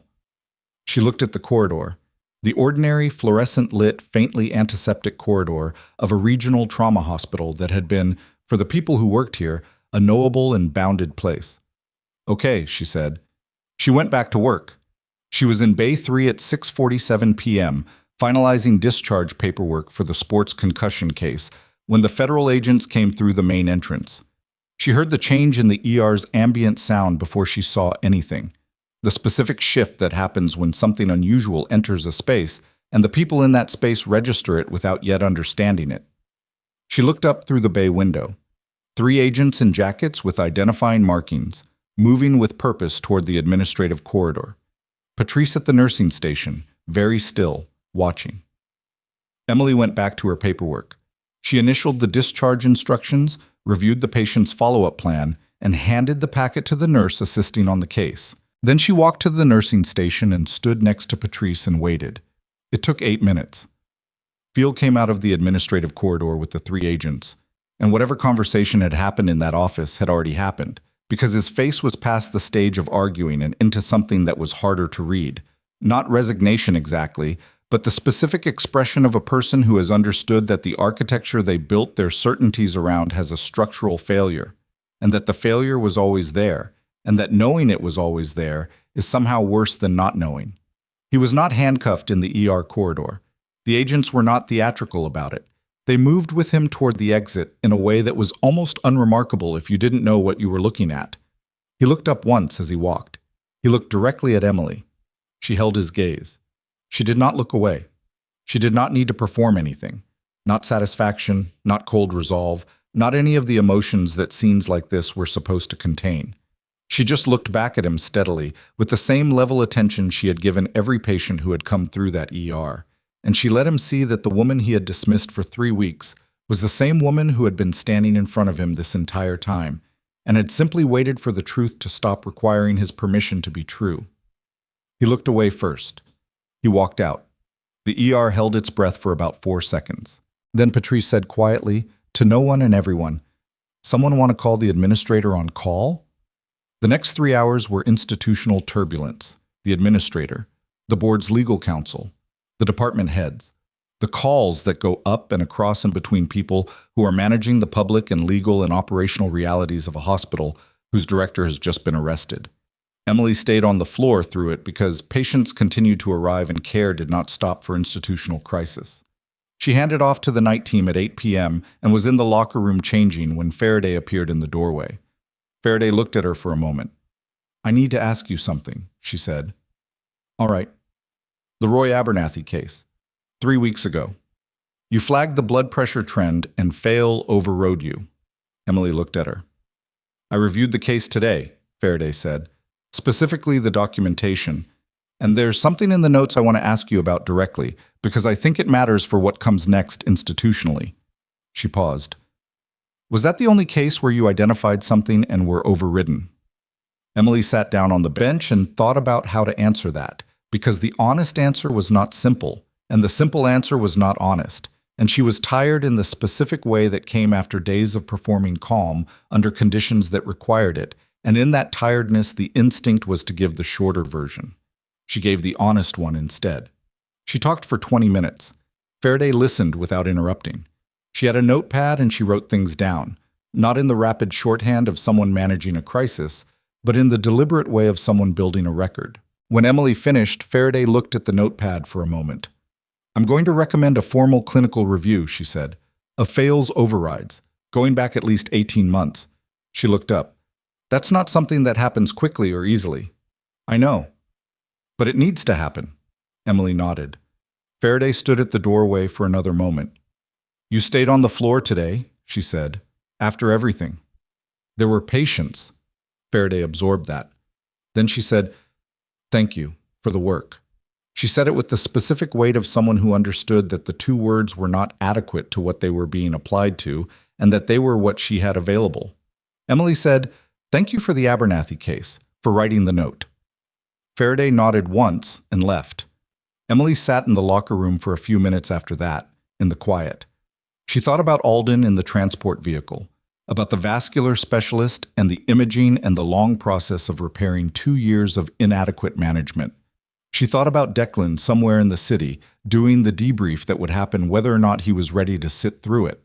She thought about the drives in federal custody and the name of a sitting official in 14 months of encrypted communications, and about what happened when something that large started to unravel, the way it moved not in a clean line but in all directions simultaneously, finding the edges of things you hadn't known to worry about. She picked up her bag. She was 3 steps from the locker room door when her phone buzzed. Not Crane, not Declan. An unknown number, different from Declan's contact number, different format, not the operational prefix she had used for 2 years. She looked at it. The message was 4 words. "We need to talk." And below that, a name she had not seen written down in 2 years, in any document, in any context, because the name belonged to someone who was supposed to be in a federal medical facility and who was not supposed to have access to a phone and who was definitely not supposed to have her number. Priya Bandyopadhyay, her former commanding officer, the woman who had signed off on the mission parameters that Harlan Bowes had corrupted, the woman who, in the 8 months since the cutout contact had gone quiet, Emily had assumed was either recovering quietly or had been managed out of the picture entirely. Her thumb hovered over the screen. The message had been sent 43 seconds ago. She called back. It rang twice before the line connected, and the voice on the other end was not what she had prepared herself for. Not weakened, not institutional, not the careful, managed voice of someone speaking under supervision. It was Priya Bandyopadhyay's actual voice, which was low and direct and carried the specific quality of someone who had been waiting a long time to say a specific thing and was now saying it without preamble. "I've been out of the facility for 11 days, Priya said. "I need you to not report this number to Crane yet." Emily was still standing 3 steps from the locker room door. She did not move. "Give me a reason." "Because what I have to tell you changes the shape of what he's building. And if it goes into the official record before I've said it to you directly, it gets processed through a framework that will prioritize the prosecution timeline over the thing that actually matters." Which is a pause. Not hesitation. Priya had never been a person who hesitated. It was the pause of someone choosing the entry point into something large. "I signed the mission parameters," she said, "the ones Bowes corrupted. I signed them because I trusted the operational design I was given. But there's something I didn't tell the contractor who came forward, And there's something I didn't put in my statement to the Federal Medical Facilities Oversight Board because I didn't know if I could trust where it would land. Emily waited. 6 weeks before the Mountain Pass operation, Priya said, I flagged an anomaly in the mission design to the official above me in the chain, the one whose name is in Bose's communications. The space behind Emily's sternum did something she didn't have a clean word for. You reported it. I reported it, in writing, through the proper channel. Her voice was flat in the way it got when she was managing something that had significant personal cost. And the response I got back was a directive to proceed as planned and a notation in my file suggesting I had demonstrated poor operational judgment in raising the concern. Emily looked at the locker room wall. At the metal of the lockers, the institutional beige paint, the ordinary physical world that kept existing regardless of what was said inside it. They used your report against you, she said. They buried it and then used the burial as leverage. If I ever surfaced the original flag, I was already documented as someone with poor judgment. It was clean. A pause. It was very clean. Which tells you how long someone had been thinking about how to manage exactly that kind of problem. Where are you? A motel outside of Glenfield, 40 minutes from Kellerton. Another pause. I need you to come. Not Crane. Not yet. You. Emily thought about this with the specific rapid clarity that exhaustion and high stakes produce together. Not slow, not careful, in the way ordinary decisions are careful, but the kind of thinking that strips everything to the load-bearing elements. Priya Bandyopadhyay had been her commanding officer for 3 years. She had trusted her in conditions that tested trust in ways that civilian language did not have adequate vocabulary for. She had also, by her own account, signed documents that had put their team in a mountain pass without extraction backup.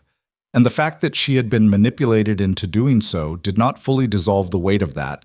And Emily was aware that both of those things were true simultaneously, and that being aware of it was not the same as having resolved it. Send me the address, she said. She drove 40 minutes in the dark with the radio off. The motel was the kind of place that existed at the intersection of budget and anonymity.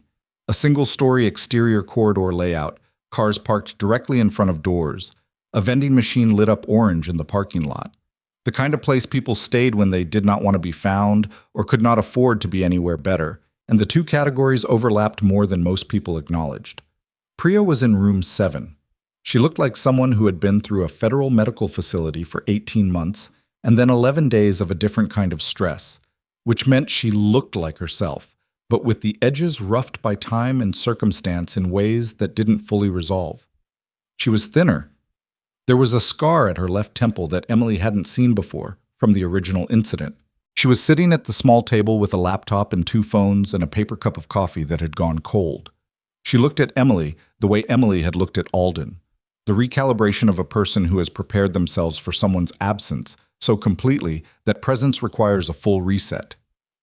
You cut your hair, Priya said. You have a scar I don't know about, Emily said. They looked at each other for a moment that was not comfortable and not uncomfortable and contained about 18 months of things that neither of them was going to address directly right now, because the things that needed addressing directly were on the laptop in front of Priya. Emily sat down. Priya turned the laptop to face her.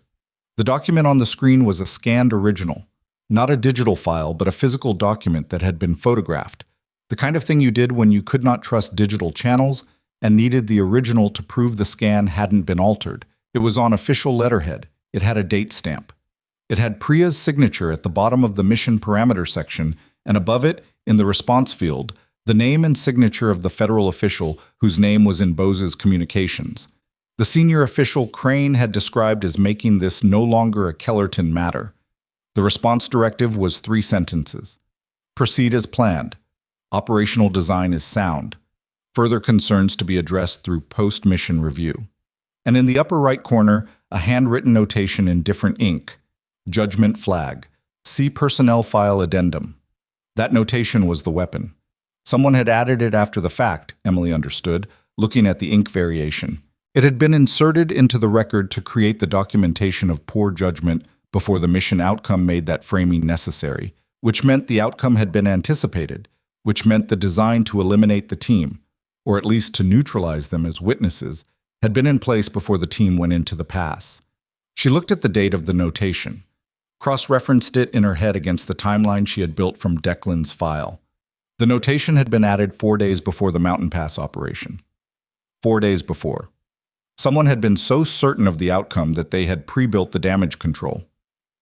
"Where did you get the physical document?" Emily said. "I kept a copy," Priya said.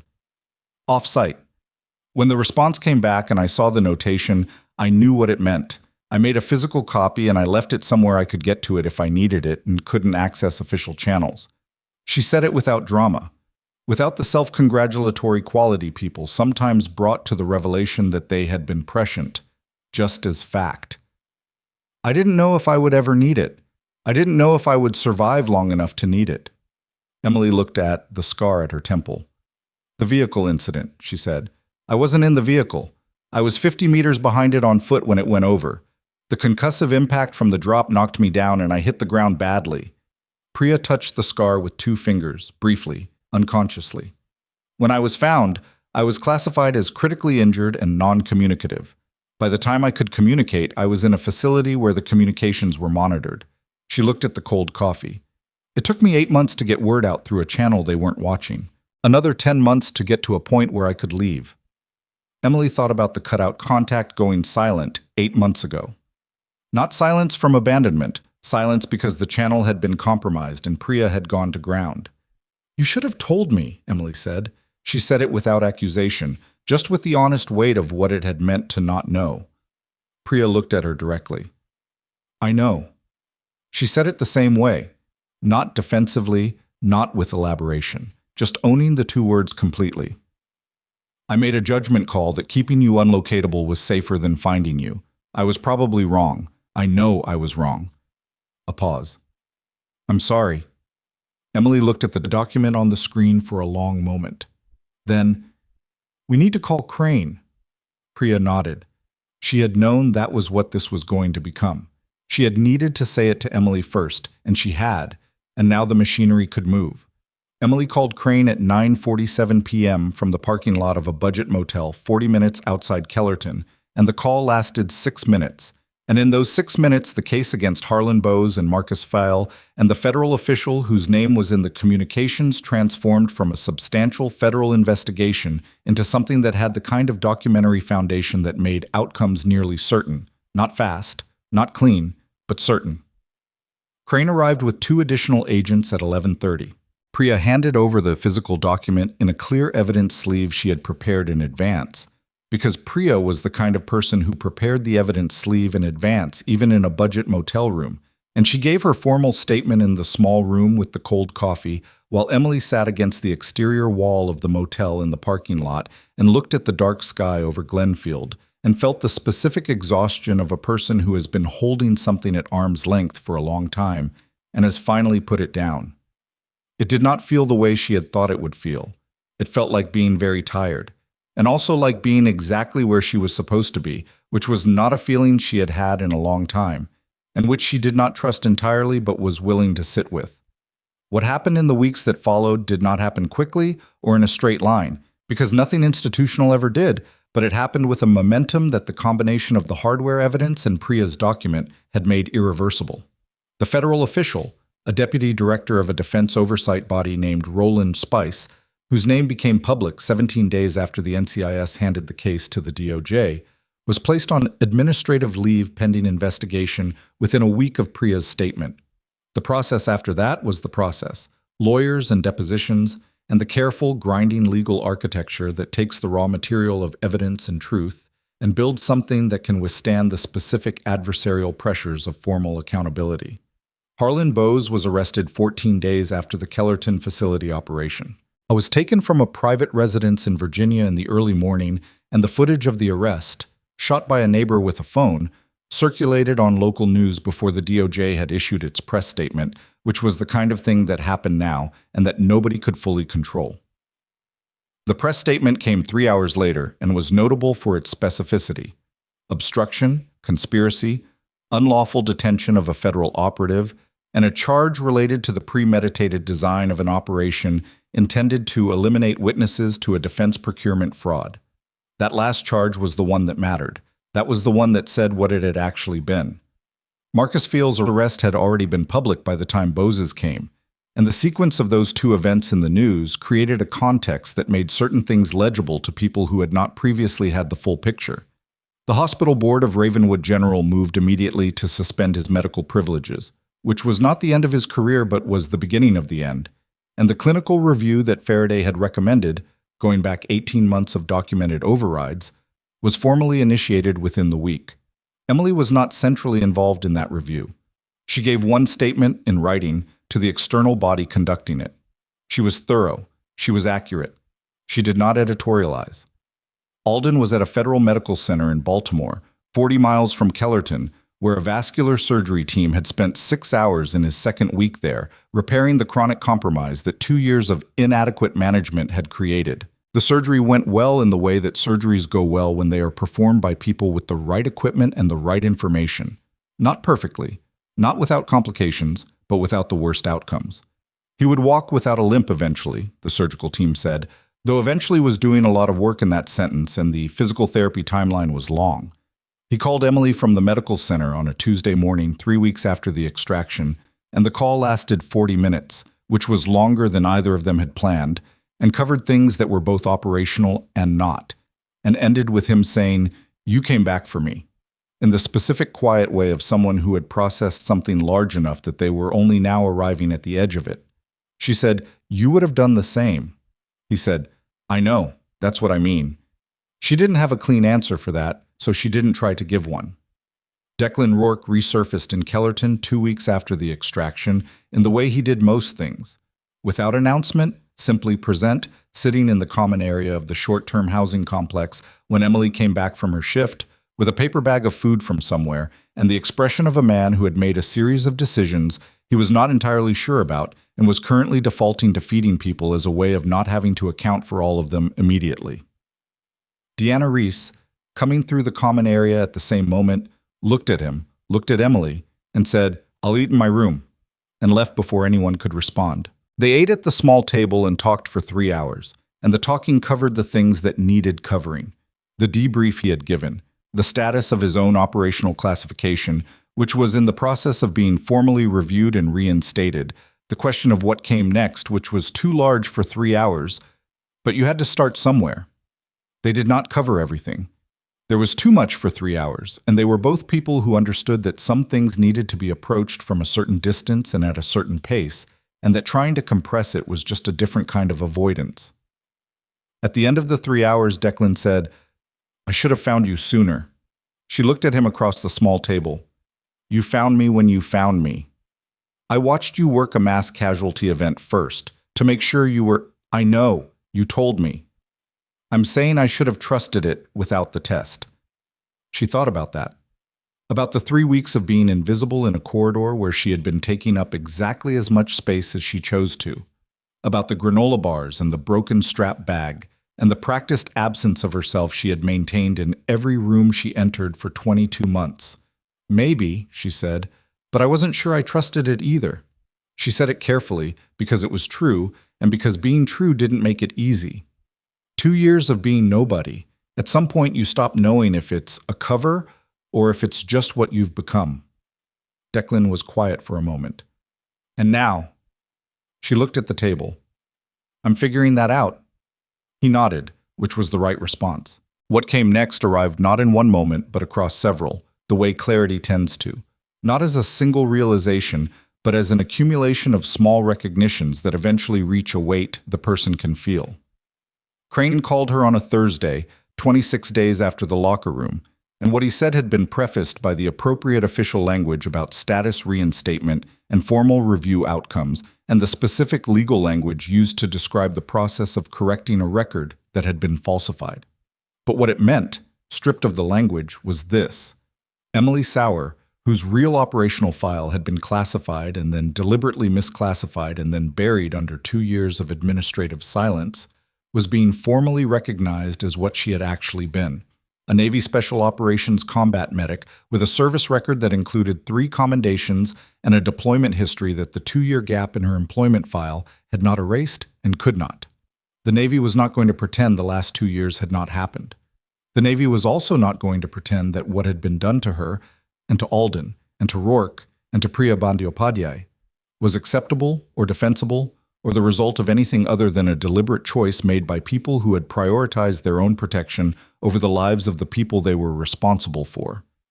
The formal statement, when it came was not theatrical. It was a document. Documents were what institutions produced.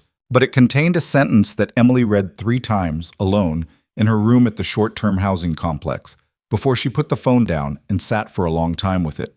The service member's record has been corrected to reflect the full scope of her contribution and the circumstances of her separation, and the prior classification of her status as deceased is hereby formally rescinded. Deceased. Formally rescinded. She had spent 2 years being officially dead, and the official machine had now officially noticed that she wasn't, and there was something almost absurd about it, something that in another moment might have been funny. She sat with it. She thought about what it meant to have a name that was yours again, not a working alias, not an agency contract, not the specific careful smallness she had worn for 22 months. Not Emily Sauer, the agency nurse who kept her eyes down and ate soup and practiced being invisible. Her name, her record, her actual history, which was not clean and not simple, and not the history of someone who had done everything right, but which was hers and was real and was no longer classified as something that had stopped existing. She thought about Dee Worrell's blood pressure on the monitor, 37 seconds. She thought about the 9 people from the Kellerton River Bridge who had gone home eventually, to their families and their particular lives, carrying the experience of a bad day that had turned out to not be their last day. She thought about Roy Abernathy, whose aortic dissection had been caught because she had flagged a blood pressure trend that the more senior person in the room had overridden, and who was alive and probably somewhere annoying his family in the specific way that people who have survived something significant often get to do. She thought about what Priya had said to her in the motel room before Crane arrived, in the 10 minutes when they were just 2 people who had been through something terrible together and were sitting with the imperfect reality of being still alive. Priya had said, "You didn't stay hidden because you were afraid. You stayed hidden because you didn't yet know what came next. There's a difference." Emily had not been sure that night if that was true, or if it was the more generous interpretation of what had been, in practice, 22 months of survival mode wearing the costume of a life. She was more sure now, not because everything had resolved cleanly. It hadn't. Bose's legal process would take years. Spice's would take longer, because people at his level had the resources to make accountability move at the pace they preferred. Feel's medical license review would produce an outcome eventually, and the clinical review of his overrides would find what it found, and the patients who had passed through his department during the years he had been connected to a private detention network would never know exactly what that meant for them, and she would probably never know either. Nothing was clean, but the truth was out. Not in the partial, manageable way that truth sometimes got out, in the kind of way that left marks on the official record and put names in court documents, and meant that the people who had made decisions at their own team's expense could no longer make those decisions from inside a position of protected authority. That mattered. She returned to Ravenwood General for her last 2 weeks of contract and worked them the way she had worked every shift. Carefully, without performance, with the focused attention that patients required and deserved, regardless of what was happening in the rest of the world. The staff treated her differently now, which she had expected and which was not entirely comfortable, because being seen differently after a long period of deliberate invisibility had its own specific awkwardness. People were kind in the slightly over-deliberate way of people correcting for a previous error. She accepted it without making it significant. Patrice stopped her on the second-to-last day and said, "We'd like you to consider staying on, permanently." She said it in the direct, unembellished way she said most things. "I'm authorized to make a formal offer." Emily looked at the ER floor, at the stations and the bays and the particular organized chaos of a place that never fully stopped. "I'm thinking about something else," she said. "What kind of something else?" "Something that uses more of what I know." She looked at Patrice. "I don't know exactly what that looks like yet." Patrice nodded. "Fair enough." What it looked like emerged over the following month in pieces, the way plans emerge when they are actually forming rather than being imposed. Crane made an introduction. Priya, who was in this process of being formally reinstated at a different level with a different scope, made another. The program they brought Emily into was not operational in the field sense. It was a training program, a specialized medical preparedness unit being established within a federal task force structure that was designed, in part, to address exactly the kind of multi-jurisdiction gap that had allowed what happened to her team to persist for as long as it had. It was not the job she had before. It was not going to be. She was 31 years old, and she had been officially dead for 2 years, and she had spent 22 months being a traveling nurse, and she was not the same person who had been in the mountain pass, and the program was not looking for that person. They were looking for the person who could walk into a mass casualty event that everyone else had frozen in and do what needed doing, and then walk out and chart the documentation with the same steady hands, and who could train other people to carry some version of that capacity into the field with them. She said yes on a Tuesday. She told Alden when she visited him at the Baltimore Medical Center the following week during a physical therapy session that was going better than the therapist had initially projected, because Alden approached physical therapy the same way he had approached every difficult thing Emily had seen him approach, with the particular stubborn patience of someone who understood that the only variable they could fully control was their own continued effort. He was sitting in a therapy chair working a resistance band when she came in, and he looked up and said, "You have a specific look right now." "What look?" "The one where you've decided something and you're about to tell me." She sat down. She told him. He worked the resistance band through 2 more repetitions before he said anything. Then, "That's the right call." "You think so?" "You've been carrying what you know around in a bag with a broken strap for 2 years, he said. "Seems like it should go somewhere it fits."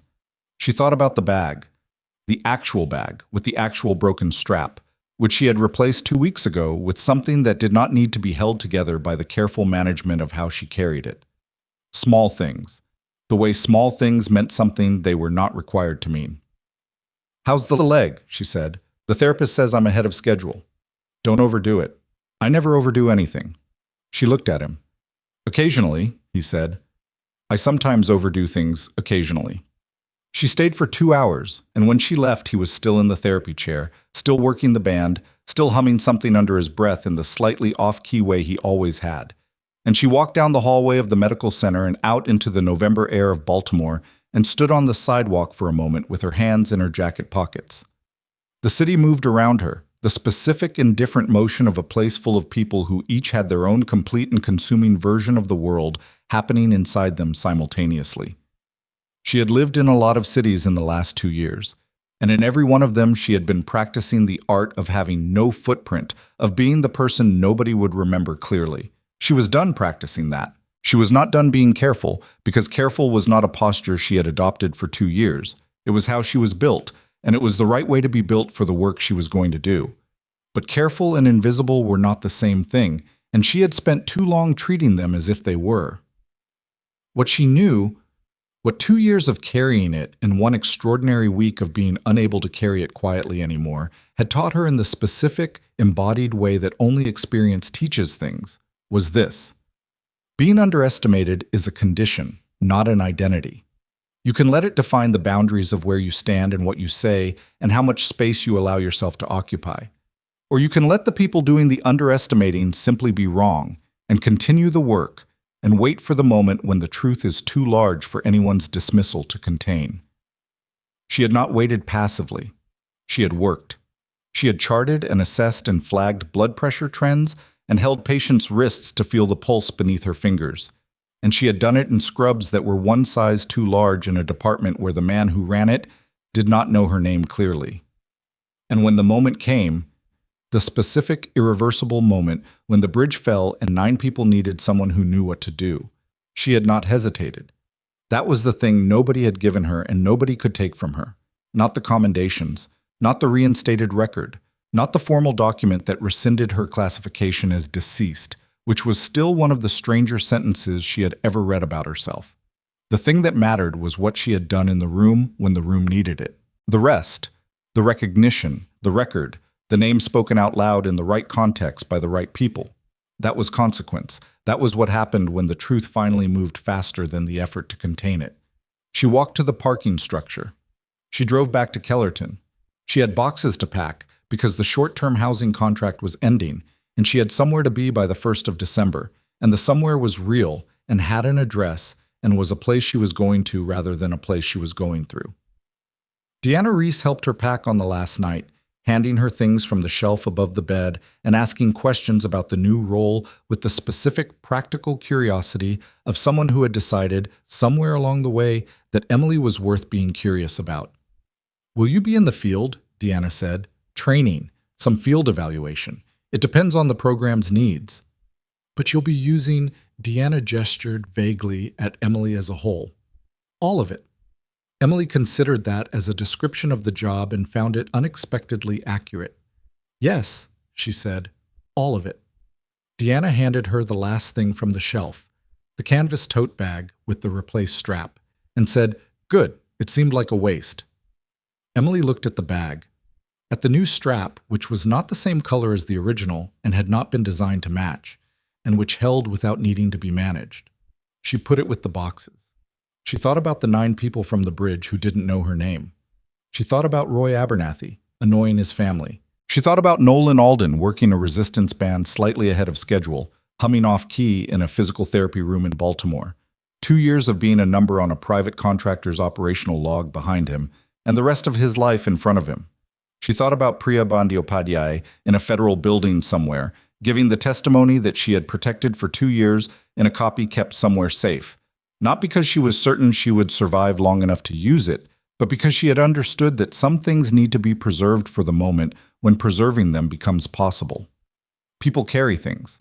They carry what they know and what they've survived and what they're capable of, through rooms that don't see them clearly and past the people who decide in the first 30 seconds what a person is worth. Most of the time, the carrying is quiet. Most of the time, nobody is watching. Most of the time, the truth about what someone can do lives entirely in their own body, doing the work without an audience, waiting for nothing except the next moment that needs it. That's not a tragedy. That's what quiet strength actually looks like.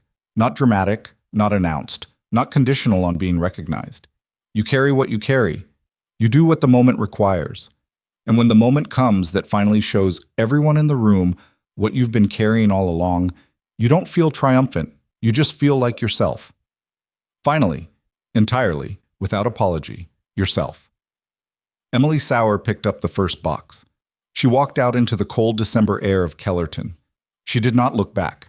She stayed for 2 hours, and when she left he was still in the therapy chair, still working the band, still humming something under his breath, in the slightly off-key way he always had. And she walked down the hallway of the medical center and out into the November air of Baltimore, and stood on the sidewalk for a moment with her hands in her jacket pockets. The city moved around her, the specific, indifferent motion of a place full of people who each had their own complete and consuming version of the world happening inside them simultaneously. She had lived in a lot of cities in the last 2 years, and in every one of them she had been practicing the art of having no footprint, of being the person nobody would remember clearly. She was done practicing that. She was not done being careful, because careful was not a posture she had adopted for 2 years. It was how she was built, and it was the right way to be built for the work she was going to do. But careful and invisible were not the same thing, and she had spent too long treating them as if they were. What she knew, what 2 years of carrying it and 1 extraordinary week of being unable to carry it quietly anymore, had taught her in the specific embodied way that only experience teaches things, was this: being underestimated is a condition, not an identity. You can let it define the boundaries of where you stand and what you say and how much space you allow yourself to occupy. Or you can let the people doing the underestimating simply be wrong and continue the work and wait for the moment when the truth is too large for anyone's dismissal to contain. She had not waited passively. She had worked. She had charted and assessed and flagged blood pressure trends, and held patients' wrists to feel the pulse beneath her fingers. And she had done it in scrubs that were 1 size too large in a department where the man who ran it did not know her name clearly.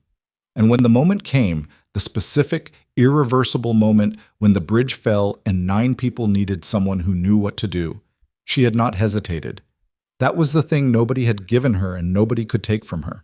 Not the commendations, not the reinstated record, not the formal document that rescinded her classification as deceased, which was still one of the stranger sentences she had ever read about herself. The thing that mattered was what she had done in the room when the room needed it. The rest, the recognition, the record, the name spoken out loud in the right context by the right people, That was consequence. That was what happened when the truth finally moved faster than the effort to contain it. She walked to the parking structure. She drove back to Kellerton. She had boxes to pack because the short-term housing contract was ending, and she had somewhere to be by the 1st of December. And the somewhere was real and had an address and was a place she was going to rather than a place she was going through. Deanna Reese helped her pack on the last night, handing her things from the shelf above the bed and asking questions about the new role with the specific practical curiosity of someone who had decided somewhere along the way that Emily was worth being curious about. "Will you be in the field?" Deanna said. "Training, some field evaluation. It depends on the program's needs." "But you'll be using," Deanna gestured vaguely at Emily as a whole. "All of it." Emily considered that as a description of the job and found it unexpectedly accurate. "Yes," she said, "all of it." Deanna handed her the last thing from the shelf, the canvas tote bag with the replaced strap, and said, "Good." It seemed like a waste. Emily looked at the bag, at the new strap, which was not the same color as the original and had not been designed to match, and which held without needing to be managed. She put it with the boxes. She thought about the 9 people from the bridge who didn't know her name. She thought about Roy Abernathy, annoying his family. She thought about Nolan Alden working a resistance band slightly ahead of schedule, humming off-key in a physical therapy room in Baltimore, 2 years of being a number on a private contractor's operational log behind him, and the rest of his life in front of him. She thought about Priya Bandyopadhyay in a federal building somewhere, giving the testimony that she had protected for 2 years in a copy kept somewhere safe, not because she was certain she would survive long enough to use it, but because she had understood that some things need to be preserved for the moment when preserving them becomes possible. People carry things. They carry what they know and what they've survived and what they're capable of, through rooms that don't see them clearly and past the people who decide in the first 30 seconds what a person is worth. Most of the time, the carrying is quiet. Most of the time, nobody is watching. Most of the time, the truth about what someone can do lives entirely in their own body, doing the work without an audience, waiting for nothing except the next moment that needs it. That's not a tragedy. That's what quiet strength actually looks like. Not dramatic, not announced, not conditional on being recognized. You carry what you carry. You do what the moment requires. And when the moment comes that finally shows everyone in the room what you've been carrying all along, you don't feel triumphant. You just feel like yourself. Finally, entirely, without apology, yourself. Emily Sauer picked up the first box. She walked out into the cold December air of Kellerton. She did not look